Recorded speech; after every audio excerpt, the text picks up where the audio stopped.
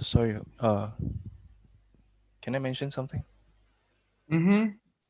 So I think if you have a Spanish channel, you like to record the Spanish channel, I think you might need someone to do it.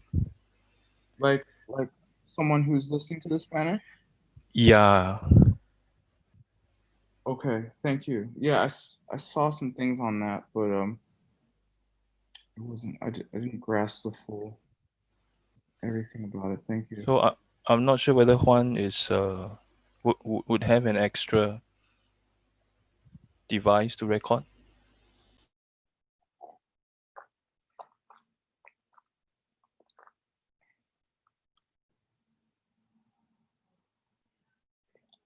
Hmm.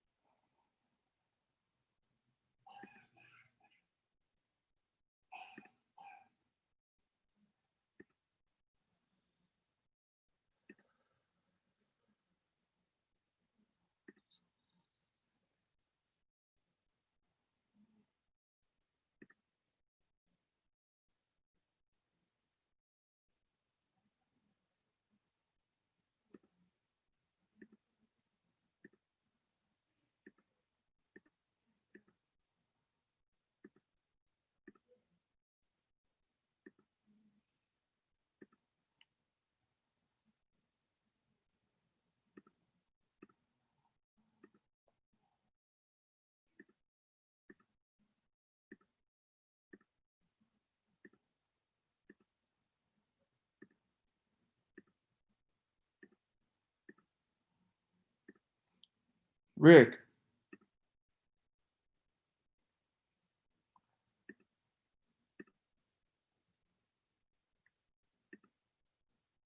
Rick,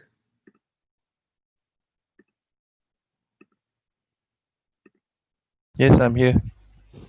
can you message with Juan and figure out that thing, the recording the Spanish?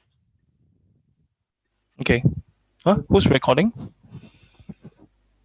It's going on YouTube, so everything's getting recorded as we speak. Yes, but not the Spanish channel, I think. Yeah, can you ask? Can you figure it out with Juan? Okay.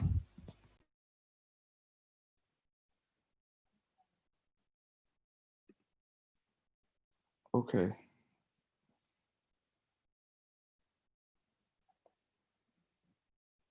Well, it's time and we're live, so I'm gonna start talking. Um, as far as Spanish translation, Juan Ernesto Hasso is going to be doing the Spanish translation. We're trying to make sure right now that that gets recorded. Um, so hopefully that all gets taken care of. Hi everybody. Hi Oscar. Uh, so I'm really grateful to be here today, and I hope the day finds everyone well. This is my first YouTube live um, on my YouTube channel, Wordsmith Wisdom, and I'm really grateful for ACI Mexico for helping me organize this because although I love to teach, um, organizing, while I can do it, isn't my favorite activity. And so often that aspect's a little lacking in my organization. So I'm super grateful for ACI Mexico, specifically Paul Franco and Aldo for putting this together. So thank you. And and thank you to all the students, everyone who came today. I really appreciate it. I'm trying to make everyone panelists because actually I want to interact with as many of you as I can today. Um, because those are the classes I like to teach, and because I like you people. And I'm in my house all day studying ACI. So this way I get to hang out. Um, cool. So my aim for today is to review course 13 of the ACI foundational courses. So I don't know, maybe there's like beginners out there who never even heard of ACI, don't even know what I'm talking about. So I'll just go a little bit into what ACI is, who I am, and what we're gonna do here over the next 3 weeks and a little bit more than that, almost a half. So ACI stands for the Asian Classics Institute. It is a institute that was founded by my teacher, Geshe Michael Roach, sometime in the early 1990s, with the intent of spreading Buddhist teachings in a way that modern people could access all over the world. And so these teachings come from a course of study called the Geshe course. Geshe is a word, a Tibetan word that just means like spiritual friend, meaning the people in your lives that teach you how to have a happy life and not get into trouble.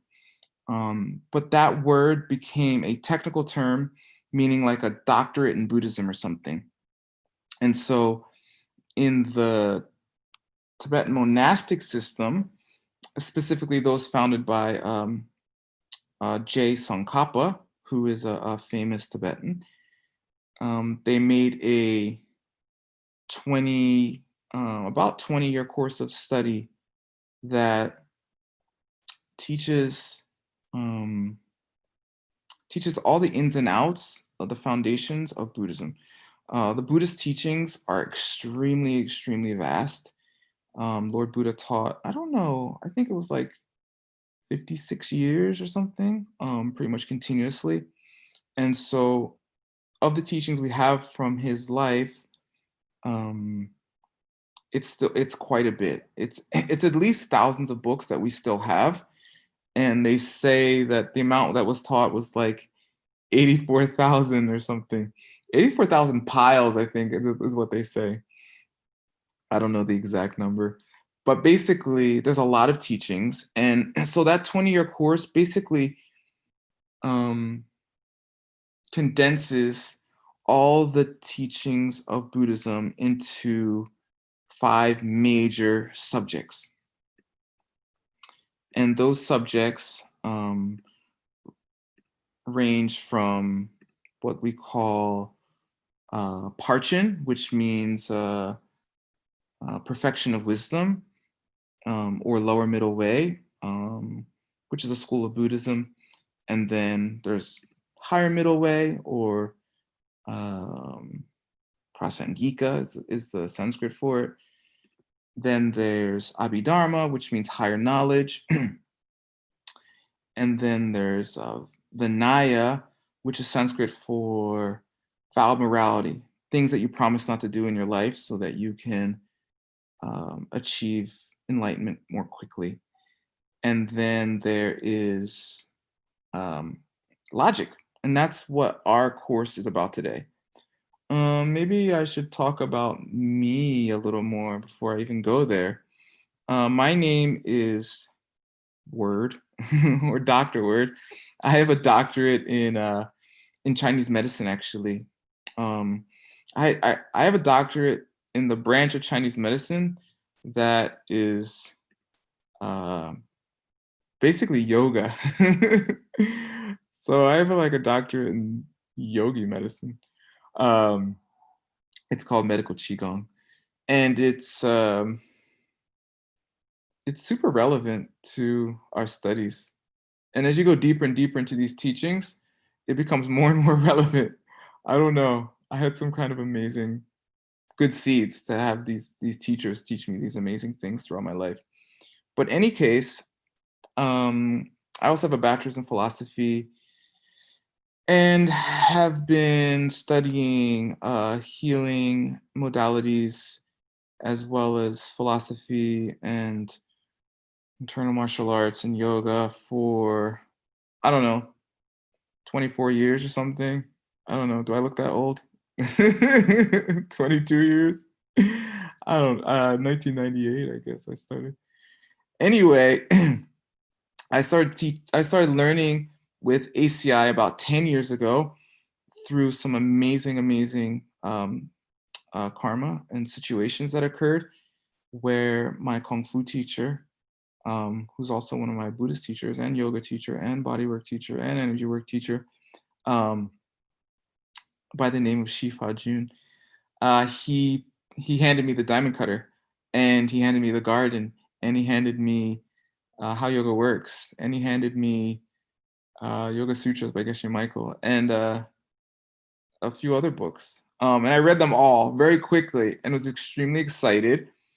And I was like, I have to meet this person. I have to learn from them because they got it, you know. Because I'd studied Buddhism for, let me see, like on and off for like 12 years before that, as well as other things like Taoism and Hinduism and Christianity and other things. And I was just always looking for the answers, you know. And these seem to be the clearest teachings that I'd ever encountered. So I was very excited. And so I started studying. And I found out from my Kung Fu teacher as well that there was 18 courses. And so I started studying those. And I didn't, it's kind of a joke with my friends because after that, I kind of didn't leave my room. I still haven't left my room. It's been 10 years. So I'm still in my room. I was in my room all day studying and doing my work for my teacher and his amazing organizations. So, you know, it's fun for me. So, and now now everyone's stuck in their room. So I feel even with the whole world. Anyway, so here we are.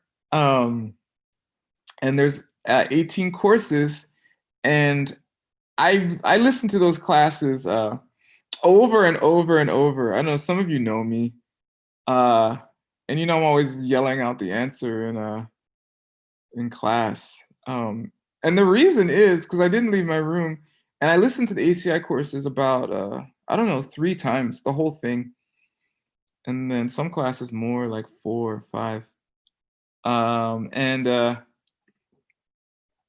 I don't know. I guess I got some good karma. I picked up some Tibetan from that. And then I started hanging out as close to our teacher Geshe Michael as I could, and I started yelling out the answers in class. And he's like, "Where did you learn all this Tibetan?" And I said, "From you on the internet." And he laughed, and he invited me to become a translator.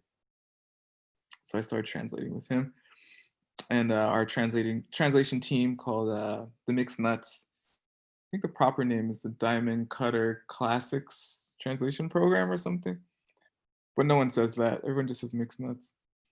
So anyway, and recently I got an email from another one of my teachers, Venerable Jigme, and she said, "Well, if you don't finish your homework," oh yeah, I didn't do any of my homework. I just listened to all the classes.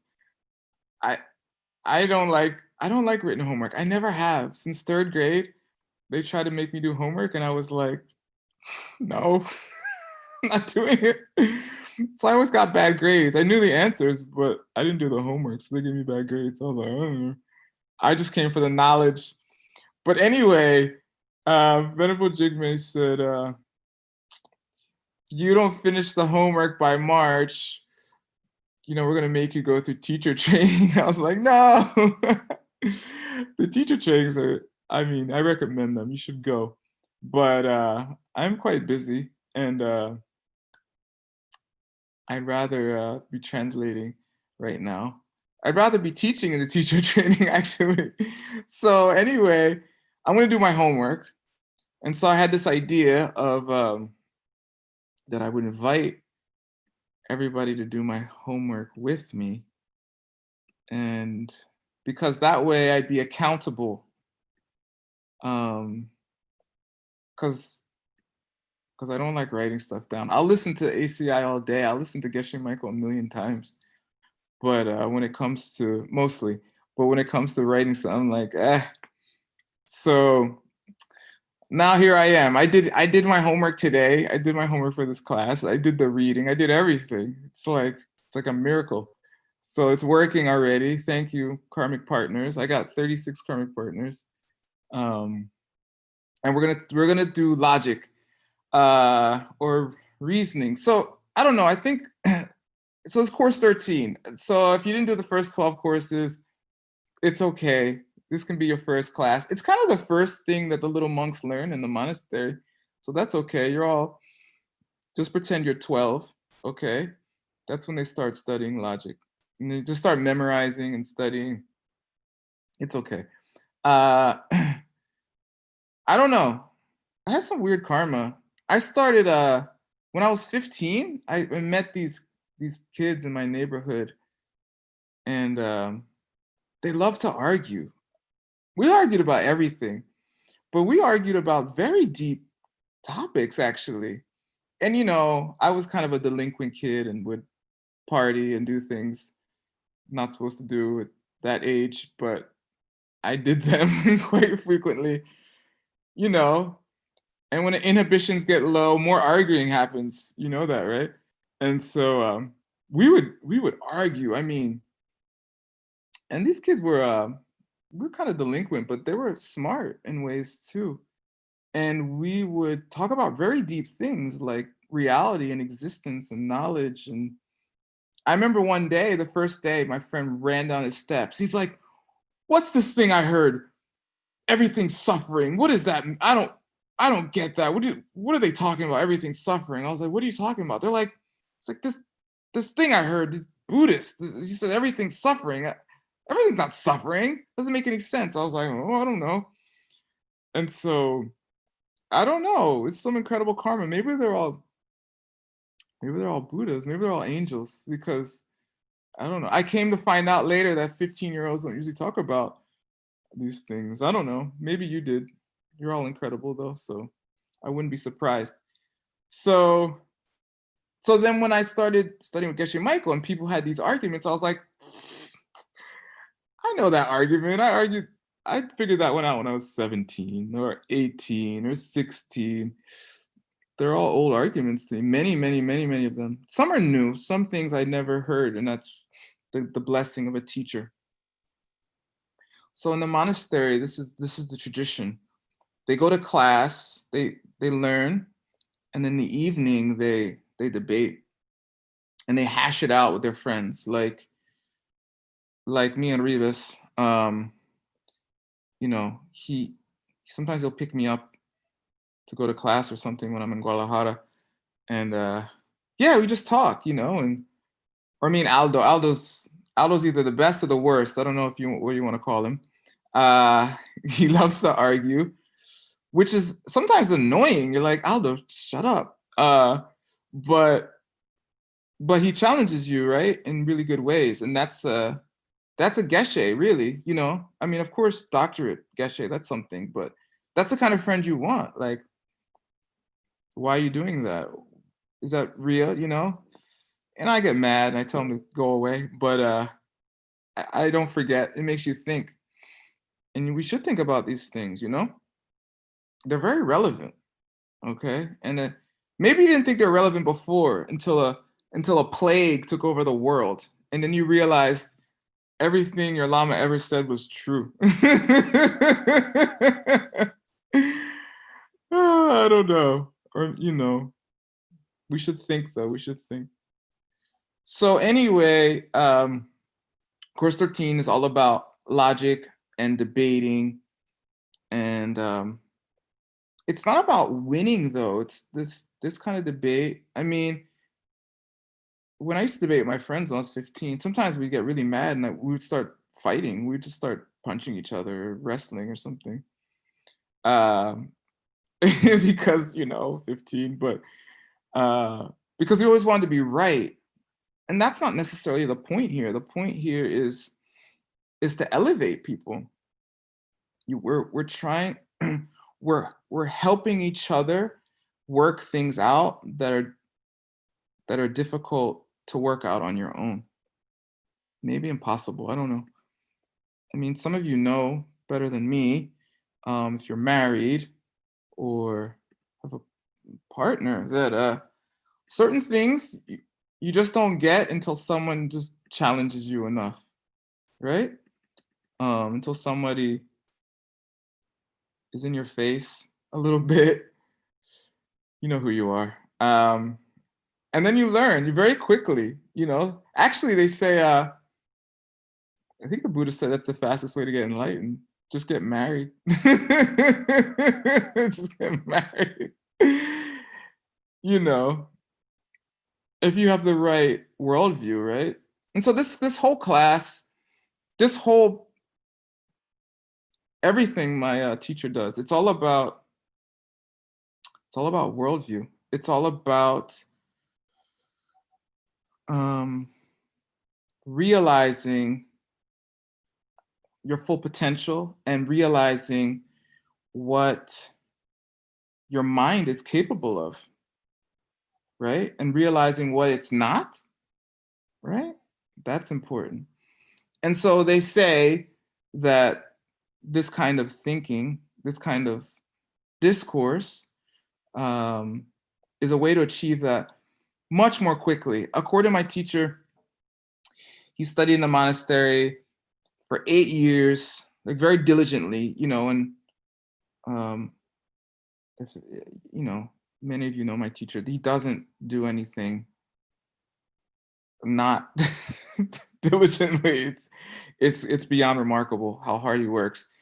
And so he worked extremely hard for 8 years, basically never left the monastery.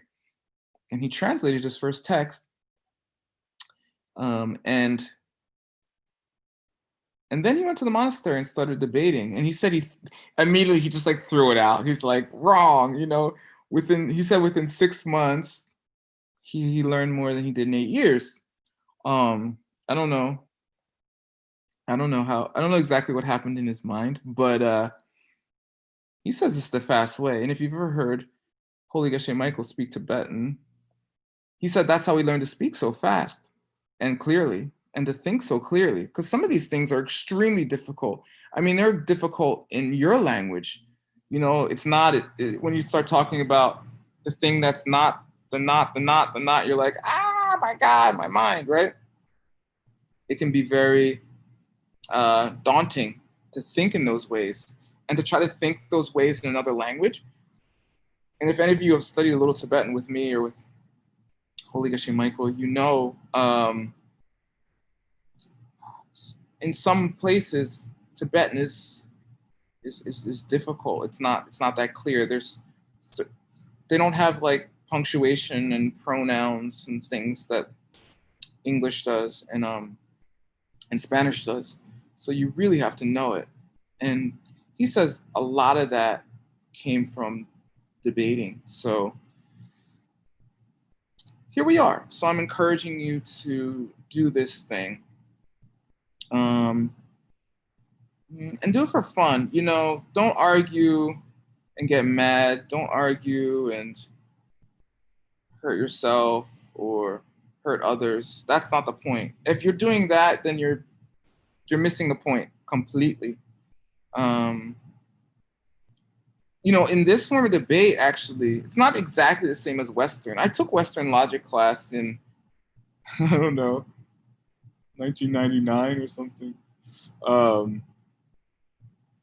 And I think it's based on basically the Greeks, like Aristotelian, like Aristotle, and from Plato, from Socrates, you know, that whole tradition and lineage, and then got refined over the years. But that kind of logic, it's all about basically being right. You know, like there's something out there that's right. Basically, Buddhist debate is all about helping people get to the next level. So they say if you introduce something in debate that basically someone's not ready to hear, then it's incorrect. So, and then if you introduce something in debate that someone already knows it's incorrect as your premise. So it's all about putting something out there to challenge them, and then putting it out there in a way that they are just putting together pieces of what they already know to reach a new conclusion that's more helpful for them in their practice. And so if you aren't doing that, then it's considered wrong, you know?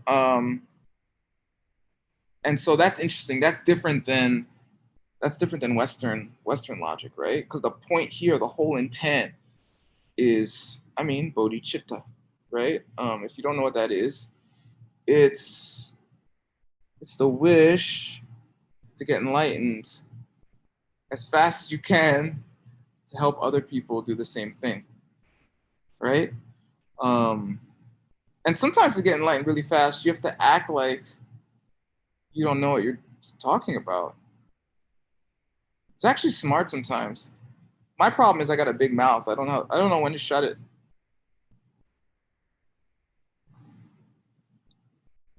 But sometimes it's good just to shut up and act like you don't know. You don't know. You're so. There's many famous stories of Buddhist teachers acting like they didn't know when they were the master of masters master, right? I mean, I guess the most famous story is Master Shantideva, which some of you know. Courses 10, 11, and 12. So anyway, that's my intro. I probably forgot to say something. Oh yeah. So this is homework review. I don't know. Am I teaching the class? Not supposed to be. I mean, I'll teach you everything, but I'll teach you I'll tell you the format of the class. First of all, it's homework review, meaning we're gonna do the homework together. So hopefully you already took the course. If you didn't take the course already, this can be an introduction to the course. And if you want to get credit for the course, I recommend you also listening to Geshe Michael's recordings of the class. This is going to be class 1 for course 13. And those classes are all on the Knowledge Base, which is a website, and it has a lot of Geshe Michael's teachings on it. And I will put in the chat the links to this course. And there you go. So I don't know what the official ACI rules right now are. They're changing them. If you're in Mexico, you can ask Berta in Guadalajara what the rules are. I don't know. Or Pal Franco or Aldo or something. I don't know. My plan is to finish my homework. Then I'm a teacher. Then I can certify you. Right now, I don't think I can officially or just up to 15 people or something. And I don't want to break any of the rules. So talk to your closest ACI registrar or one of those other people and ask them what the rules are. And I'll gladly share the information.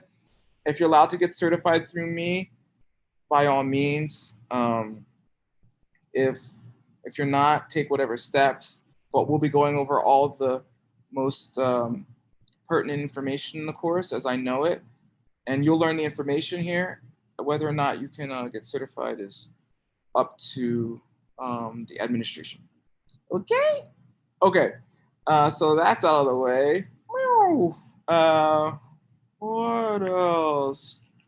Oh yeah, the structure of the class. So what I want to do is class is going to be about 2 hours, más o menos.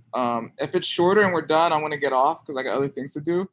But if it has to go a little longer, I'll do that too. You can leave whenever you want. But today's class, there's a long intro, but next class, I want the first thing for us to do together is the quiz, right? And then we'll have the class. And at the end of the class, we'll do the homework together, okay? So we're gonna finish all the homeworks and all the quizzes. You understand? Because I've been to enough ACI classes that I know how this goes, okay? You all love ACI. You all want this information. You're all bodhisattvas, but you're like me. you don't do the homework. So you know who you are. So we're going to do it together. At least I'm going to offer it. If you want to skip out on that time, it seems really silly, but you can. So we're all going to be each other's karmic partners. And if you know someone who's not doing the homework, you can call them and make fun of them on WhatsApp or in the chat or something. Whatever it takes to encourage them to actually do it. Because it's hard. To do it later is harder than to just do it now. Because then you forget some stuff and you're not as motivated. You're not in the flow of the class. You moved on to the next course because you're all Dharma junkies and you just want to learn more. You're like me. That's part of the reason I didn't do the homework, because I was listening to so many classes. There was no way I could do it. So I was just like, more. And and then when I was done, I was listening to them again. So there was no time. But okay, so just do it. It's just better for everyone. We want as many teachers as possible to get certified. And the reason they have a certification process is because ACI just wants to make sure that everything's on the up and up as an organization, because there's a lot of things that can happen within an organization, good and bad. And it's important for them as an organization to, in English, we say CYA, cover your butt. Okay. So this is part of that process. And it's meant to help everyone, to keep everyone safe and happy, and to make sure that the teachers know what they're talking about, because we want this Dharma to be passed on in a pure form. Meaning, for the last 2,500 years, people have been using their whole life debating, writing, memorizing, meditating, every day, in and day out, passing it to student to teacher. Okay? Do you want to be the one who breaks that lineage after 2,500 years? Well, then do your homework. I know, I'm guilty too. So you're definitely my projection coming from seeds of not doing my homework in the past. Okay, so that's my encouragement spiel. Okay, let me talk about why we should even study this subject. Okay. A couple people left class already. They're like, homework, I'm out of here. Oh well. Let me see. Why should we study logic? I think logic is like a scary word. I lived in California for like 7 years. Okay. And I've traveled like everywhere. I don't know. I haven't been to Antarctica. Maybe I'll go down to Buenos Aires and take a boat ride over there. But no, I haven't been everywhere, but I've been a lot of places, and mostly hanging out with like spiritual type people, right? Definitely the big cities, United States, like New York and LA, and some big cities in Mexico, like Guadalajara, Mexico City and stuff. And I don't know, there's this tendency in these crowds that I've noticed where logic is like frowned upon, actually. It's like it's considered like a bad thing or something. I don't know how that happened, but if you start talking about logic in these communities, often they're like, logic? Man, they're like, this is about spirit, man. This is all about your heart, bruh. Like, come on, man. Don't mess it up with all your logical thinking, man. I'm like, what? So it's kind of funny. I mean, in any other part of your life, your work, your relationship, your, your house, anything you do, you're gonna think logically. Like, and Vas a pensar con lógica.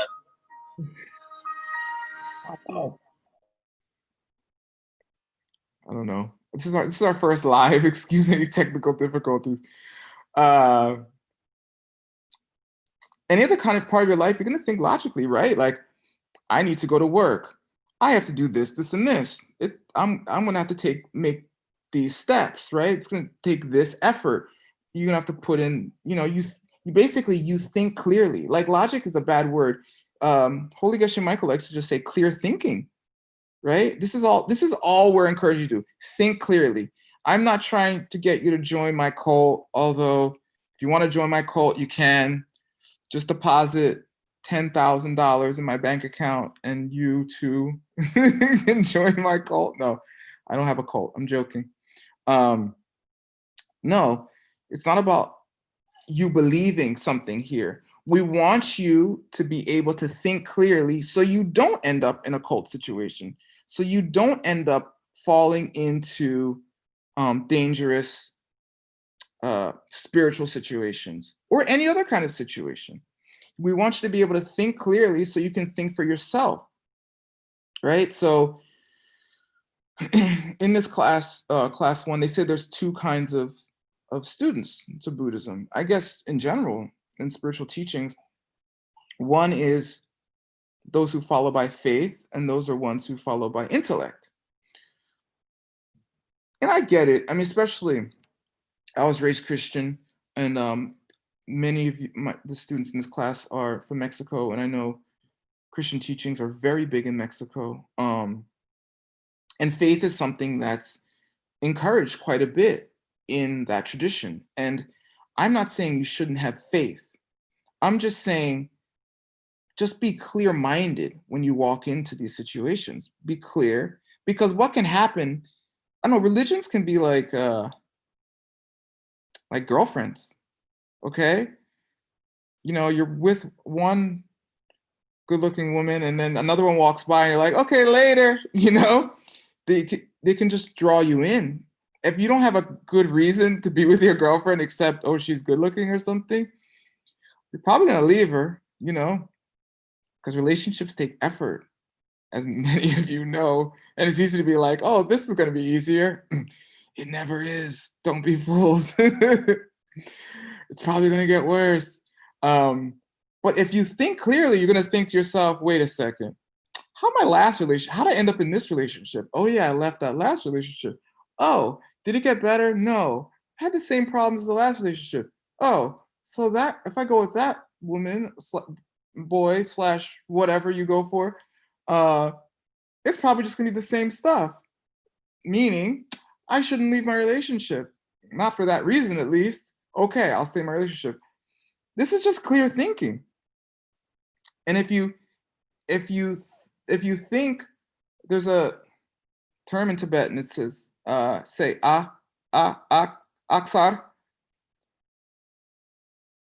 sapo. It means the next thing that comes along, the next hot thing that comes along, you're like, ugh, So today it's Buddhism, tomorrow it's, I don't know, whatever, other spiritual thing. And it doesn't mean it's wrong. I'm not saying you shouldn't follow your heart. I'm not saying you shouldn't listen to your intuition at all. I'm just saying, think clearly about these things so you don't get sucked into weird situations that harm you. I mean, if you hadn't noticed, I mean, what happened when people got stuck in their houses for like 3 months? I mean, as if our lives weren't weird enough already. All these weird conspiracy theories popped up, and people are like, I knew it. It was the reptiles eating the babies who were, and you're like, what are you talking about? I'm like, okay, maybe there's reptiles eating babies. I don't know. But is that our most pressing issue right now? There's a plague. And you won't wear a mask? You think reptiles eating babies is the biggest issue, but you won't wear a mask. Okay, someone's not thinking clearly. Okay, which is a problem, right? You don't want a bunch of not clear thinking people around you when there's a plague. Because they're a liability. It's dangerous. It makes it difficult, right? So, but life is always like that. I mean, when are you gonna die?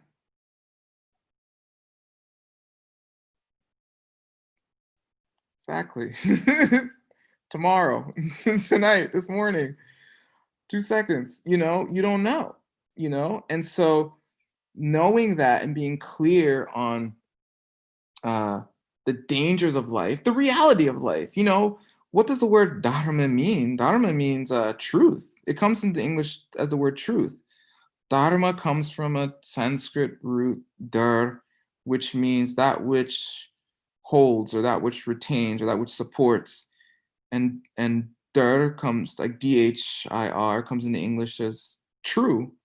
Also tree, like the sturdy thing, the thing that you can't just push over, like the truth. Like regardless of what weird conspiracy theories people come up with, it's just like in the countries where people wear masks, there's less COVID, period. It's logic. But we weren't really taught logic. It's not something that we're necessarily taught, right? So that's the point. The point is to be able to think clearly, to save yourself. And that's what this debating is about as well. Debating is so you can work out those parts of your mind that, and route out those ideas in your mind, those worldviews, those views that don't really work. You know, I have the high honor of staying with my mother right now. Okay. You want to get enlightened fast? I'm on a fast track, baby. And it's been awesome. It's been awesome. It's been great. I'm so grateful. But it shows you in your mind the places that aren't clear, right? Yeah, it's all karma and emptiness until your mom tells you to clean your room or something. Then you're freaking out. You're like, well, what happened to karma and emptiness, dude? You know, and it's like that. And, you know, people believe in God until something bad happens to them. Then it's luck, you know, oh, it's bad luck, you know, and then people believe in bad luck until they get a promotion. And it's like, oh, I deserve that. I did so. Of course I did. It's me, you know, it's just like, is it God? Is it luck? Or is it you? Okay. It can't be all three at the same time. Pick one. Right? But you have to be willing to examine the thoughts in your mind, examine your way of life. You know, in Buddhism, they say the three doors: what we think, what we say, and what we do. Right? Basically, all of our activities, and be like, basically, am I full of shit? Like, is this for real? Is this for real? Am I real? Dharma, is it true? Right? Is this what's really going on? And so that's why I encourage you to use this class for. And if you can find some cool friends like I have, like Alex Rivas and Alejandra and Aldo and Juan Ernesto Hasso, you know, these are amazing people to talk to because they care, you know. I mean, sometimes they just want to be right, Rivas, but most of the time they want to help you, and that's important. That's Geshe. Those are spiritual friends, and that's what this class is about. We're supporting each other in clear thinking, because these kind of things ripple out. If you have a few clear thinking individuals in your community, many amazing things that can happen that didn't otherwise, right? This is what's going on in many places right now, right? Including my country, United States. So, okay, I think that's all the spiels. I'll take a quick question or something while I set up for the next part. Does anybody have a question? I made you all panelists, so you can just ask. If you don't have a question, I'll keep going.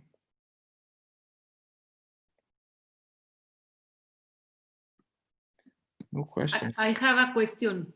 Okay, so nice. Thank you for coming to my class. Thank you, Ward. Thank you very much. It's an honor study with you. Thank you. Aw. My question is, to be a logic person in Dharma, Yeah.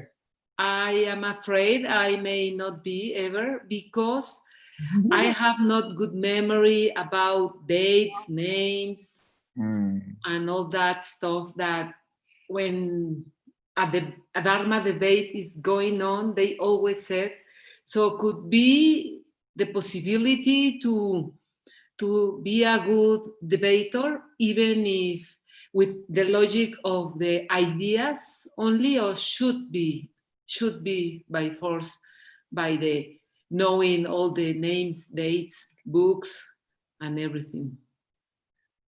Yeah, that's a good question. I think a lot of people get intimidated by, there's many very sincere, as you are an amazing, sincere practitioners who get intimidated by this style debate. What you have to realize, like, this style debate is mostly for like 15-year-old celibate boys. So 15-year-old celibate boys have a lot of energy, okay? And they have to get it out somehow, or there's going to be problems at your monastery, okay? I've never heard of these problems at my teacher's monastery, but maybe it's because they have such a strong tradition. It's like in the Chinese tradition, they do all this kung fu, right? All the kids do kung fu, and so you're tired at the end of the day to like get in fights or try to break your vows and run after some little girl, I guess. That's the idea. So just keep that in mind, that the style of debate is largely informed by that, and there's nothing wrong with that. It's a style and it's a tradition. But in this class, I do want to emphasize that anyone can learn logic, anyone can be a clear thinker, and this class is for everybody. I will do my best to share those portions of, the tradition over Zoom. I don't know what I'm going to do. I'm going to have to get a wide angle shot to show you some of this stuff.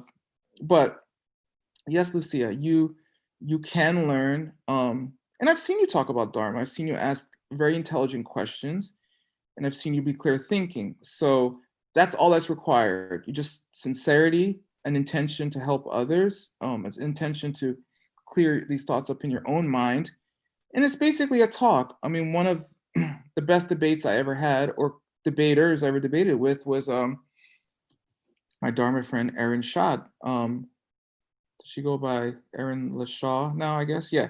Mm-hmm. Yeah. We were just hanging out Diamond Mountain, and we just started talking, and we were just like, well, what do you think? This, that, and we just went back and forth. I mean, if you've ever met Erin, I've never seen her angry or anything. And she was very calm, and it was cool. I was actually refreshed because I don't like yelling that much. I mean, I can get really angry. It's really bad, but my friends know. And like so I don't like arguing that much because it can get bad, but it was just a discussion, and it was very helpful. So I can see you and Berta and whomever else, just hanging out, drinking jugos and talking, but but challenging each other, not just chatting, just challenging each other, and that's all. That's it. Thank you, Ward. Yeah, and if you do it enough, you'll start remembering all kinds of weird stuff. They say there's a level you reach, Chugyun, Dharma stream, where all of a sudden you just remember all the teachings you ever had with no effort. So remember, it's seeds. There's when the seeds go off, you will remember everything. And there might be no better seed to remembering the Dharma than to debating with people, encouraging them to remember, right? Okay. Yeah. Okay. Thank you. Right. You're welcome. Okay, so here we go.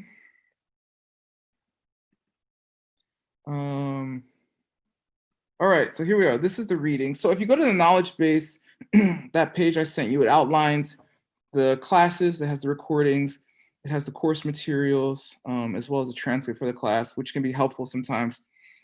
I don't know if you guys know me that well, but people write me questions all day, like not every day, but I get weird questions all the time. Word, what was that thing Geshe said 4 years ago in Lam Rim? I'm like, oh my God, here we go. Or like, how do you spell? They say Tibetan is the hardest language to spell. Word, how do you spell? And I'm like, oh my God, okay. just be aware, all of you out there asking me these questions. Once someone asks me one of these questions, I don't stop until I figure it out. So that could take 5 minutes, or that could take an hour and a half sometimes. So I'm not discouraging you. Ask me, it's good karma, but just know what's going on over here. So anyway, those transcripts are helpful for searching for things that are in the class that aren't in the homeworks as well. And then, of course, the audios, as I mentioned. Okay, so logic. Here we go. It's course 13. Here's the reading. I don't know. I want to do some Tibetan in the course. I don't want to freak anybody out or scare anybody, make anybody run away. But I have some Tibetan students who I don't want to get lazy. I'm looking at you, Rivas, and forget everything we've been studying all summer. So we might just read some Tibetan just for here and there, just to make sure everybody's on their game. And all the Tibetan in the ACI courses is in Uchen, the script. So if you didn't learn Uchen, even though I told you to, I'm going to embarrass you, okay? That's your problem. So anyway, so you should know what book we're studying, right? Okay, so the book we're studying is called Tsema Namdrel. Say Tsema Namdrel. In Sanskrit, yeah, good. In Sanskrit, it's Pramana Vartika. Okay, Pramana means, I don't know. In this course, in Geshe translated as valid perception. I think nowadays he translates it as correct perception or accurate perception. I forget. And Namdrel or Vartika just means commentary. So that's by this great Indian master named Master Dharmakirti. Dharma means Dharma, and Kirti means famous. And his teacher was, so that's what you have to know for the homework. What you don't have to know for homework is his teacher was named Master Dignaga.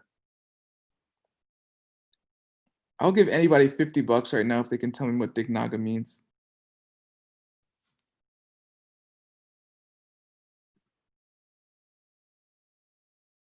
Nobody? My money's safe. The elephant with 8 tusks. Is that right? Oh, Sugang's in my class. Sugang, go away. I want to learn from you, master. Sugang, you can't answer. Oh no. That, first of all, Sugang should be able to answer. Actually, you can answer, Sugang. You're half right. That's $20 answer. I'll give you $20 for that. What? That's $20. I'll give you 5 seconds to give me the other half. Oh, what's the other half? I forgot. Okay, $20 to Sugang. Who I didn't know was in my class. I wouldn't have asked. Dignaga means the elephant who hold up the directions of space. So I think it is 8 tusks, and I think each one of those tusks represents one of the directions. But the whole point is that Dik means like this, like indicate. It means directions. But you still got $20 again. Who robbed me of $1,000? Thank you. But I'm not jealous, Sugang. Okay. Sugang is an amazing teacher. Sugang was my Tibetan student for like 5 minutes, and his Tibetan is better than mine. I don't know. So I don't know if I get credit for that or not, Sugang. Of course, emptiness of time worth 5 minutes worth 5,000 years. Okay, so thank you. So Okay, so our book is a commentary on Master Dharmakirti's work, written by a holy lama they called Purbuchok. Purbuchok just means like it's like a place in Tibet. I don't know where. Geshe jokes around. He calls it like Idaho or something. It's like Sonora. It's like his name is Sonora or Guerrero.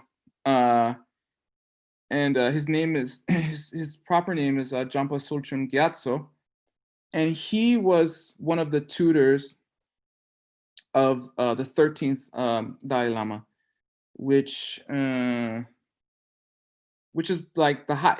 To be the tutor of the Dalai Lama, it means that you're the best teacher in the whole country. All right, and he lived from 1825 to 1901. Okay, so you have to know all that for the homework, and you have to know the name of the book we're studying. Okay, so in Tibetan, they usually have the book usually has a long name, like a formal name, and then it has a short name, okay, which is like the name they usually call it by. So here's the full name. Who wants to try to pronounce it? It's an ACIP transliteration. Rivas, I'm looking at you. Okay. Seme, Shungdun, Chepe, Surway, Nampar, Shepa, Riglam, Trulki, Teu, Nikla, Riglam, Chewa, Takrik, Kikor. Nice. Woo! Let's see what happens when we get to the Uchen though. Okay, don't get too excited. Okay, yeah. I'm not gonna do every word because it's gonna probably bore you. So this is the long title. In English, we put the short title first usually. In Tibetan, they usually put the short title last. So here's the short title. Riklam. Rik is reasoning, right? Or like logic. Alam means like path. Trul means like a machine or something, like a magic machine. A machine that's basically magic, okay? Gi means of. Deyu. Deyu mik is an old word for daimik. Does anybody know daimik? Rick should know.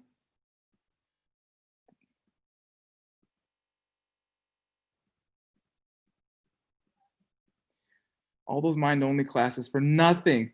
Daimik means key, like golden key, the name of my mind-only book. It's okay, you can forget. I forget stuff too.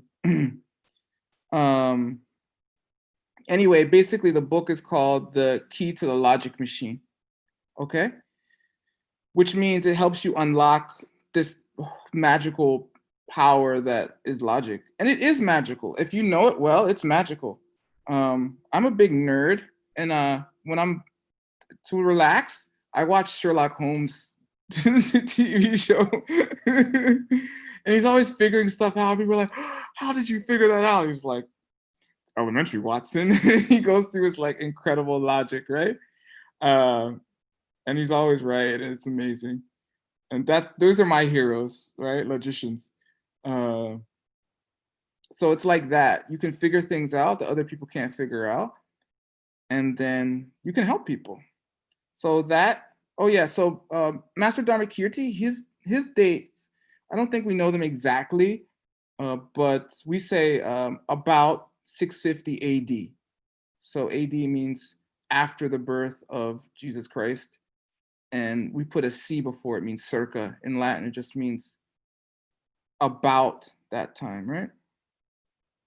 Okay, and then we have some, in the book, we have some additional contributions from Sugang's favorite author, Kejap Tempa Dargye. Sugang just finished translating a whole book by him. Yay! Yay, thank you. Yeah, it's amazing. It's mind-blowing book on the 12 Links of Dependent Origination for the Wheel of Life. You should read it. You should buy all the Mixed Nuts books too, especially Sugang's, and then mine, okay? Anyway, he's one of the main, he is the main textbook writer for Saramay Monastery, which is your monastery now. You didn't know, but now you're part of Sara. There's two parts of Sara, Saramay and Sarajay. We're Saramay. Okay, good. And so, so they say there's like two main reasons why you should study logic in Buddhism. There's a positive reason, and then there's a negative reason. Okay.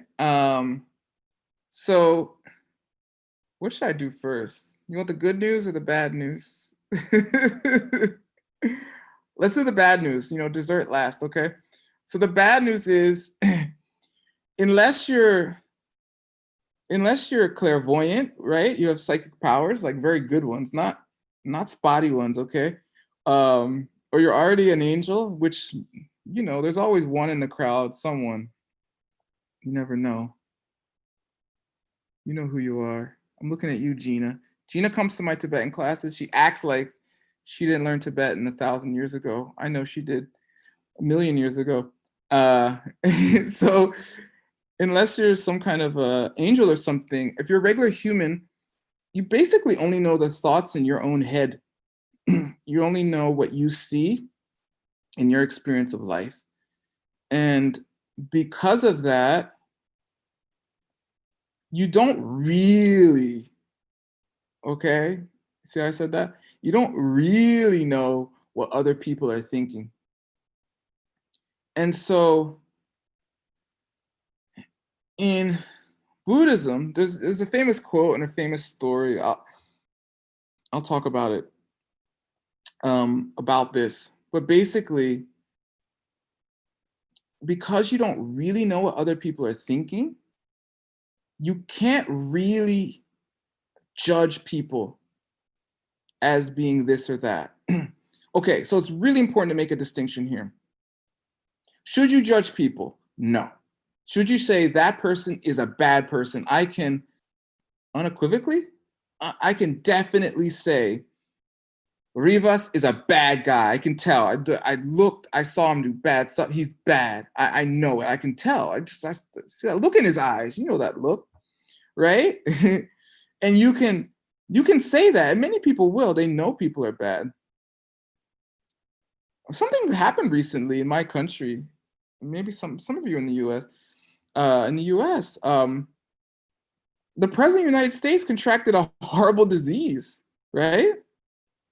I think everyone in the world knows this, right? He got COVID-19, and obviously there's irony there, right? But many people were happy. They were like, ha ha ha ha, you got it, hair, so you deserve hair.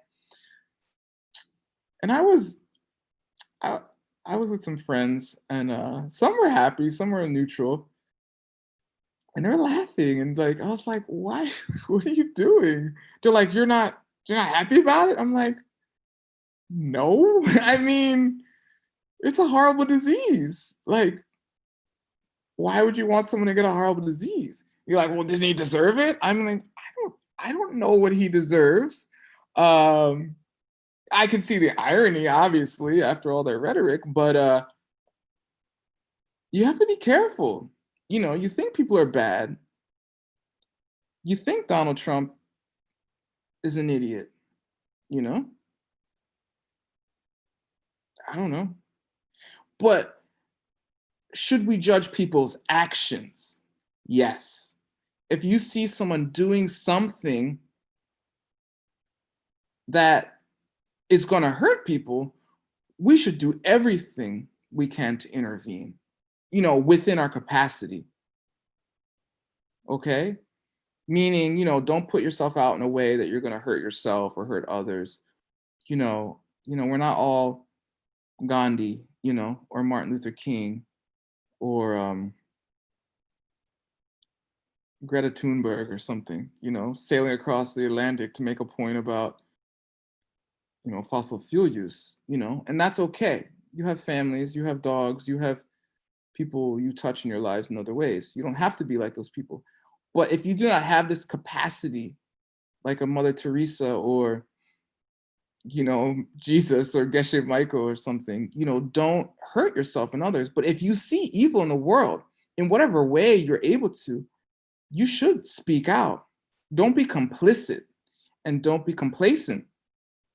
And at the same time, don't judge the people. You don't really know who they are. I mean, really. Okay? And so there's this famous story. Hold on. No. Backwards. Okay. There's this famous story in Buddhism.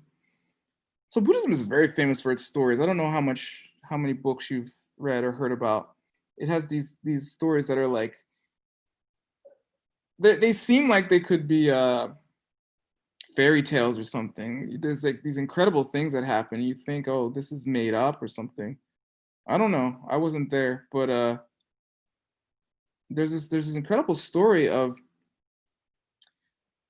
that the Buddha tells of thousands of years ago on this other planet. A Buddha died. Well, first of all, there's this monk, and he's a very, very, very, very good monk. And he follows the teachings very, very well. And this whole story is in the reading, by the way. Wait, ACI Mexico, does Course 13 translated in Spanish? I forgot about that. Somebody answer me. I think just the homeworks and quizzes. Sí, sí está traducido. Pero también las lecturas. ¿Me lo pasas? Okay, well, if it's not, Rivas is gonna get on it, okay? No, it's a lot of work. It's like 500 pages or something. It's a lot. But you know, when you guys can. But so it's in there. The reading's in there. However you find yourself able to read it. Okay. So anyway, so this holy monk is in a monastery, or I think it's a smaller monastery, and him and his followers, they're practicing what we call Vinaya, the teachings on vow morality, like the foundational teachings of Buddhism, very well. And apparently, unbeknownst to that monk, I'm pretty sure, according to the story, a Buddha was passing into nirvana, and he asks this bodhisattva to inherit his teachings, to please pass on the teachings. So that bodhisattva ends up in this monastery, and he starts teaching what we call Mahayana, or the greater way, basically teachings that include bodhicitta. So the basic teachings, like of a monk, don't actually encourage you necessarily to go out and help other people. They don't go out not to hurt people either, but they don't say you need to get enlightened, you're gonna have to get everybody else, you know, teach other people, and you're gonna want to do it for other people. It's not the same exact motivation. It's basically you're gonna meditate, you're gonna stay in the monastery, you're gonna be quiet, you're gonna study, and you're gonna reach nirvana. So anyway, so this monk comes, this bodhisattva comes along to the monastery, and he, you know, in the beginning, he's following what the monk says and does, and then slowly but surely he starts to go out in the surrounding towns, and he starts to teach. And you know, the townspeople and the people in the city start to get excited. They're like, oh my God, no one's ever taught us this before. And he starts teaching Mahayana, and he teaches more and more, and people get more and more excited. And so he's away from the monastery more and more. And so after a time, the very proper monk, who in the story Geshe calls intellect, I guess that's his the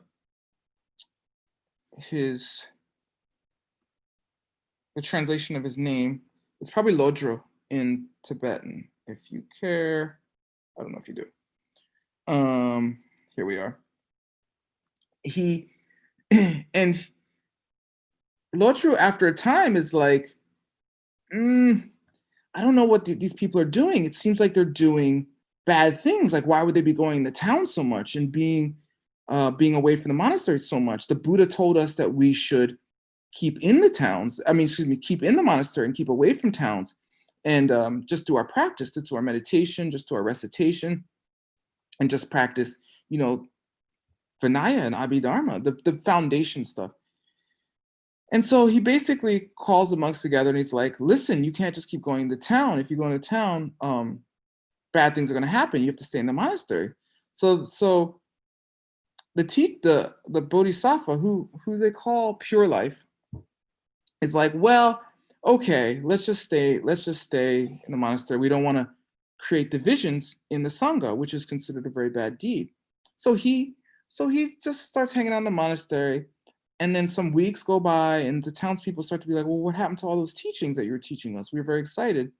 And then months go by and they're like, hey, you were teaching us. And they start to get very mad. So all their good karma basically starts to sour and turn because they had these students that they were ripening, and all of a sudden everything starts to goes downhill. And so Pure Life is like, well, the Bodhisattva says we have to go back out and teach them.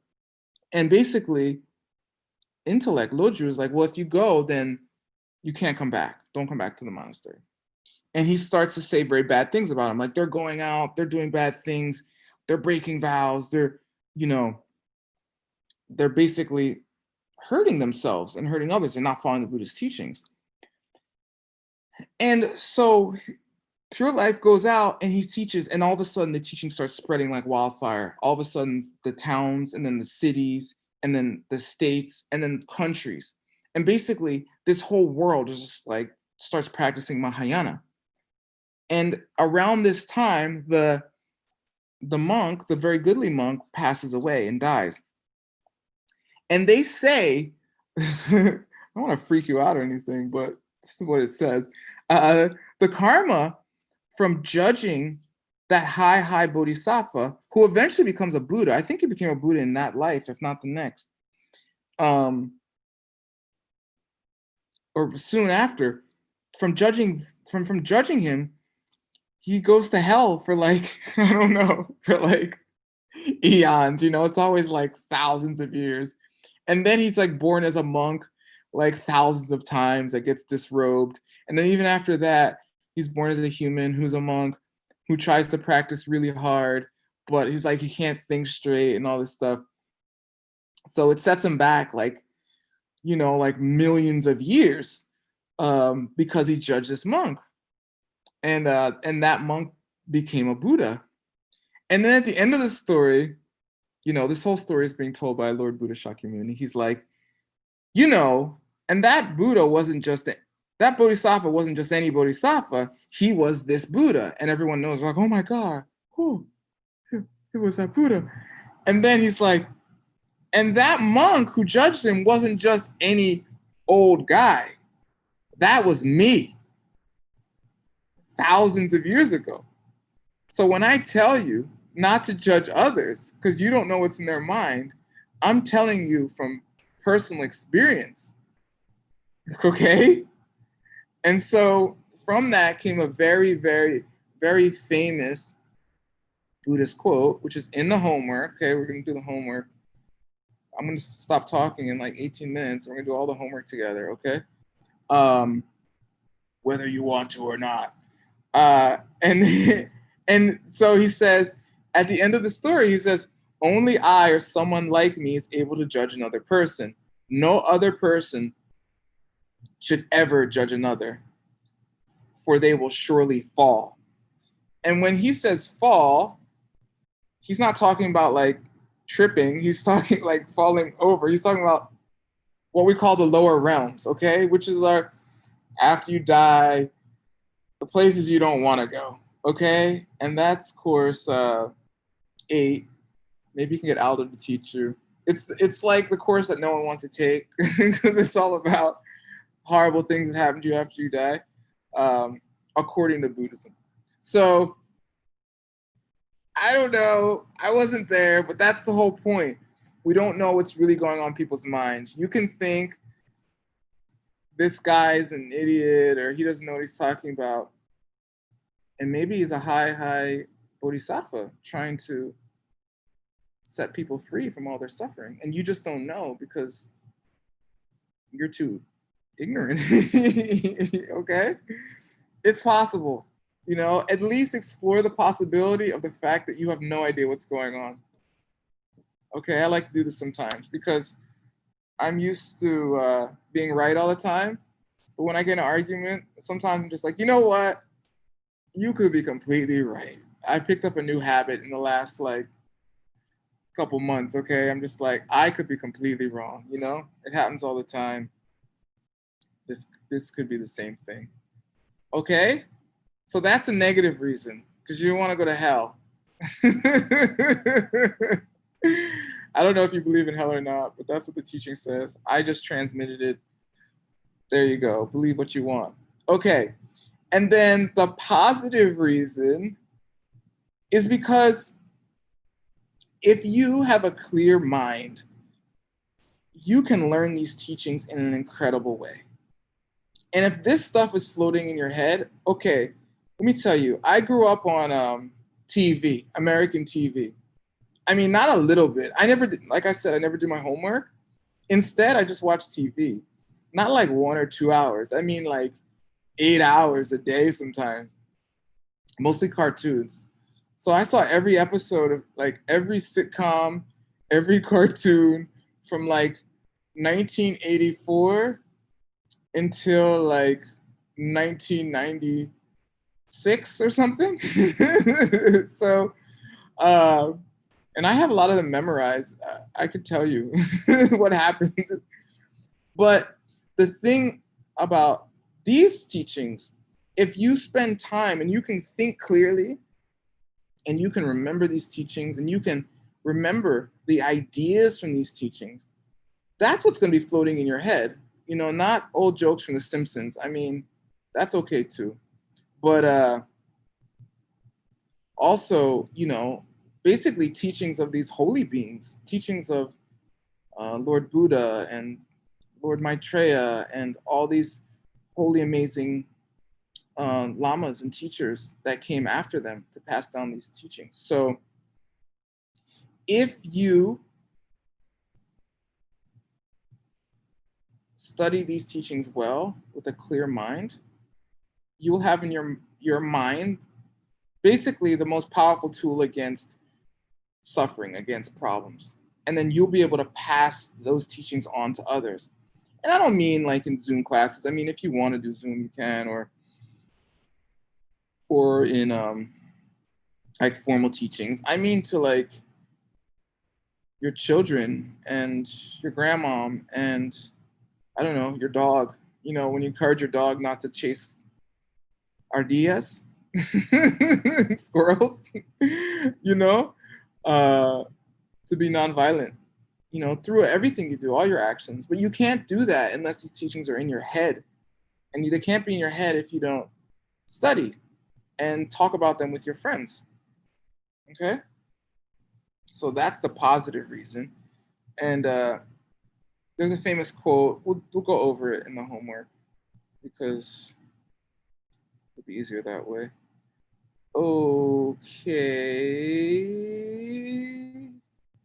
Any questions? I'm talking a lot.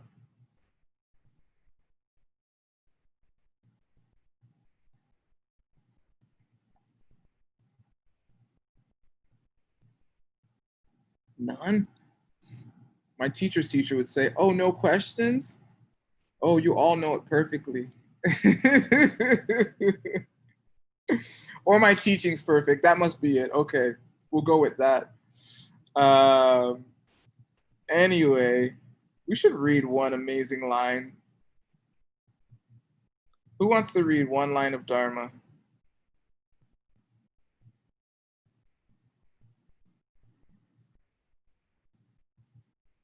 Anna, you have a question? Where are you? You can unmute yourself.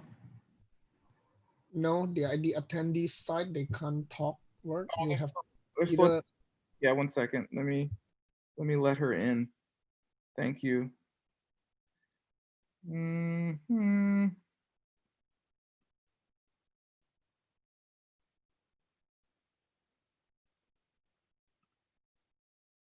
Oh no, there's all these attendees. Okay, everybody, you're being promoted. Okay, Anna, what's your question?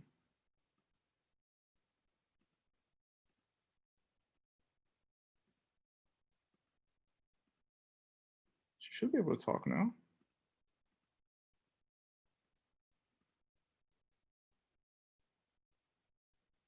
It was an accident. Okay. If it wasn't an accident, then write it in the chat. Here, I'm promoting everyone. There's probably a way to just make everyone attendees or panelists automatically. I thought I did that. I still don't know what I'm doing with this thing. Okay. Oh, look, all my friends are here. Hi, friends. If you're wondering where I have been, I've been in my room. Studying Tibetan. Okay, where was I? Somebody's gonna be my victim. If someone doesn't volunteer, I'm gonna pick you.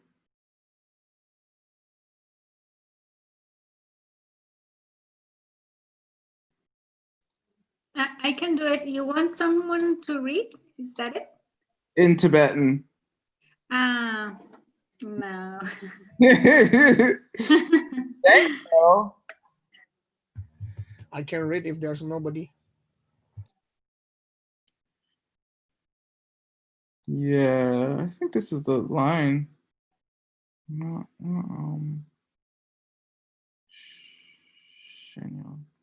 It's a little different than the line as it's in the Okay, me and Sugang are gonna show off. Okay, you ready, Sugang? Yeah. Yeah. The last part. Here we go. Na Shenyang Na Dang Wa Dak Ki Kang Sak La Che Sung Pao. Exactly. Okay, Sugang, let's translate it. What's nga? Me Yep. or Yes. Shen. Shenyang, anybody, other people, anybody. Yeah, exactly. Nga dang drawa. Me and Ngadang Drawa. Me and Dang here is like an accessory. So dang drawa is one word. Oh, okay. Me Dang Drawa. Like. Oh, like me. Okay, like Yeah. me. Like.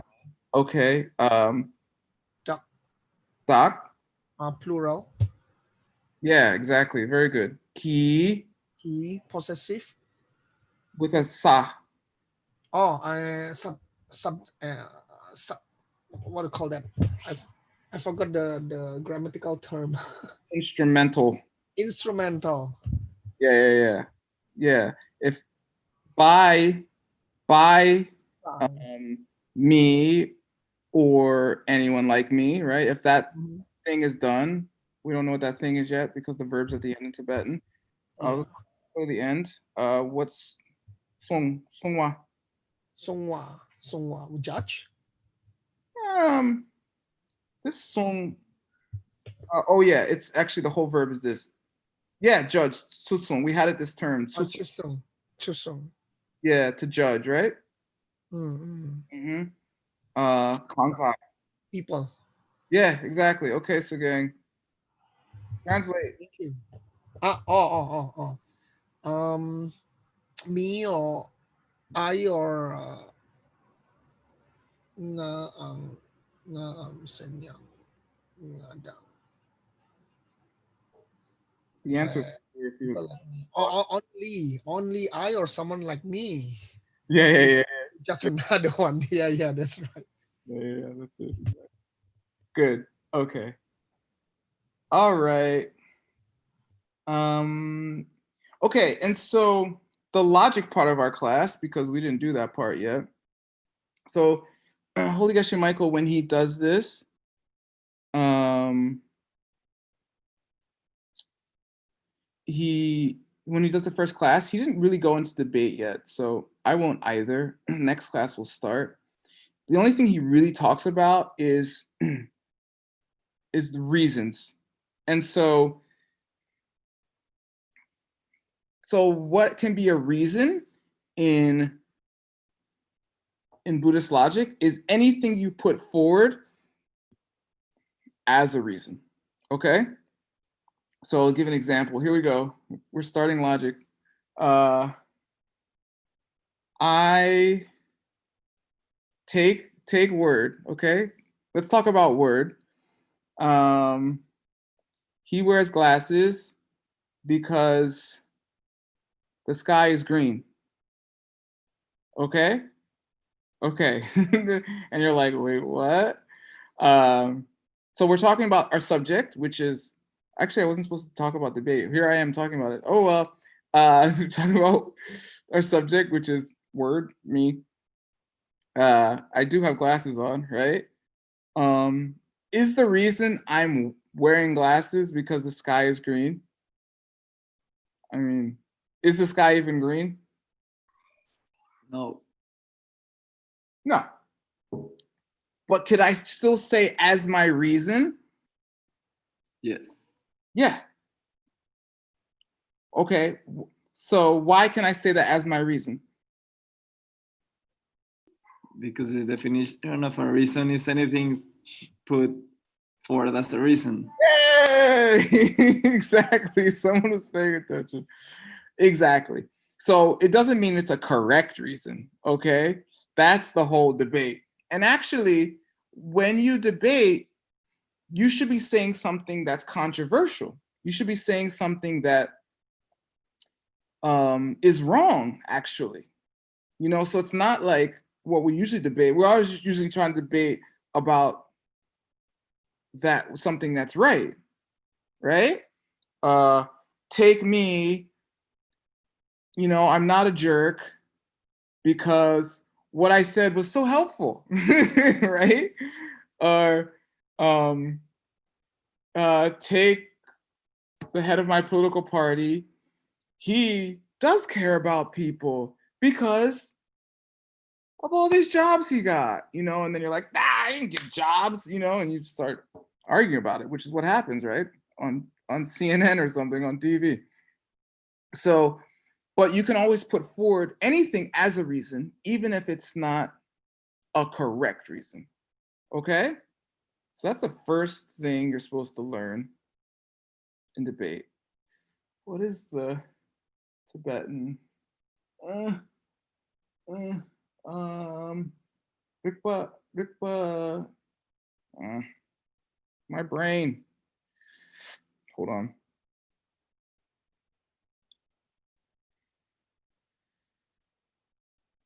Oh yeah, not Rick. Oh yeah, Taxakupa. Yeah, Kupa. Kup is like to put forward, right? We see it in Dharma books all the time as far as like putting forward an idea or something. So here it is in Tibetan if you care. Tak, which is a reason. Taksu. Su is just a particle. Kupa. Any whatever you put forward as a reason is the taki tseni is the definition of a reason. Okay. So that's the whole class. Okay, you should do the reading if you can. If it's not in a language you read, then we'll have to figure something out for you. You might have to get, and if you can, get a karmic partner or a debate partner for this class, because we are going to be, at some point we're going to start yelling at each other. So pick somebody who's not going to get offended when you yell at them. So not your girlfriend, wife, boyfriend, husband. Pick someone else. If you can't find someone, you can yell at me. I don't care. I don't have much. My wife was saying, Cynthia was saying that, yeah, we are debating all the time.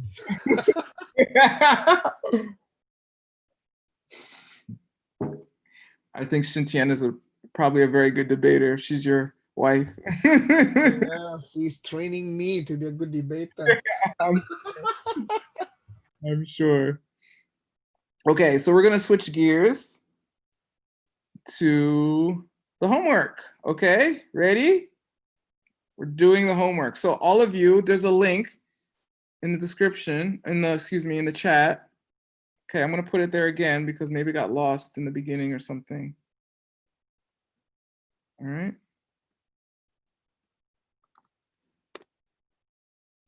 There it is.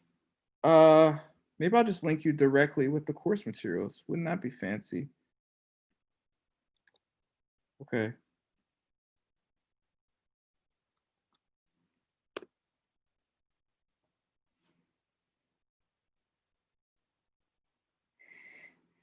What is Gina saying? She's talking about crying and screaming. We didn't even start debating yet. You're already crying and screaming? Okay. All right, here we go. I'm switching to the homework. No. Sorry, wrong chat. Okay, I hope you're finding your debate partner. Okay, here we go. Does everyone have their homework open? Yep. Do your homework. Yes. I'm watching you.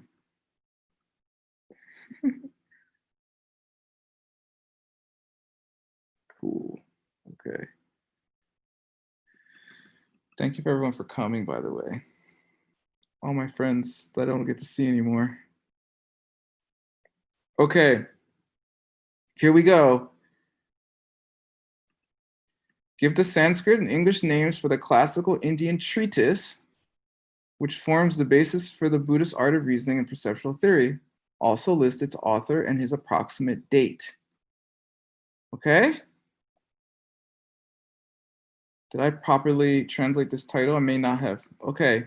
It's called The Commentary on Valid Perception. The Valid Perception here is actually his teacher's book, which I don't think there's a copy of anymore. Master Dignaga wrote a book of which, oh yeah, hold on, Sugang. I got to write down your $20 before I forget, okay? Thank you. Don't forget, and then it's bad karma to not pay up. Okay, there you go. Okay, good. Okay. The Commentary on Valid Perception, which is Semanamdrel. So just a word to the Tibetan students. This is the Tibetan. It's called Uchen. And to the non-Tibetan students, U means head. Chen means possesses one. Because there's other kinds of Tibetan script like U me. Me means not. So it means without a head. That's the more cursive style. So this is the proper Tibetan. But what's up with this? Anybody?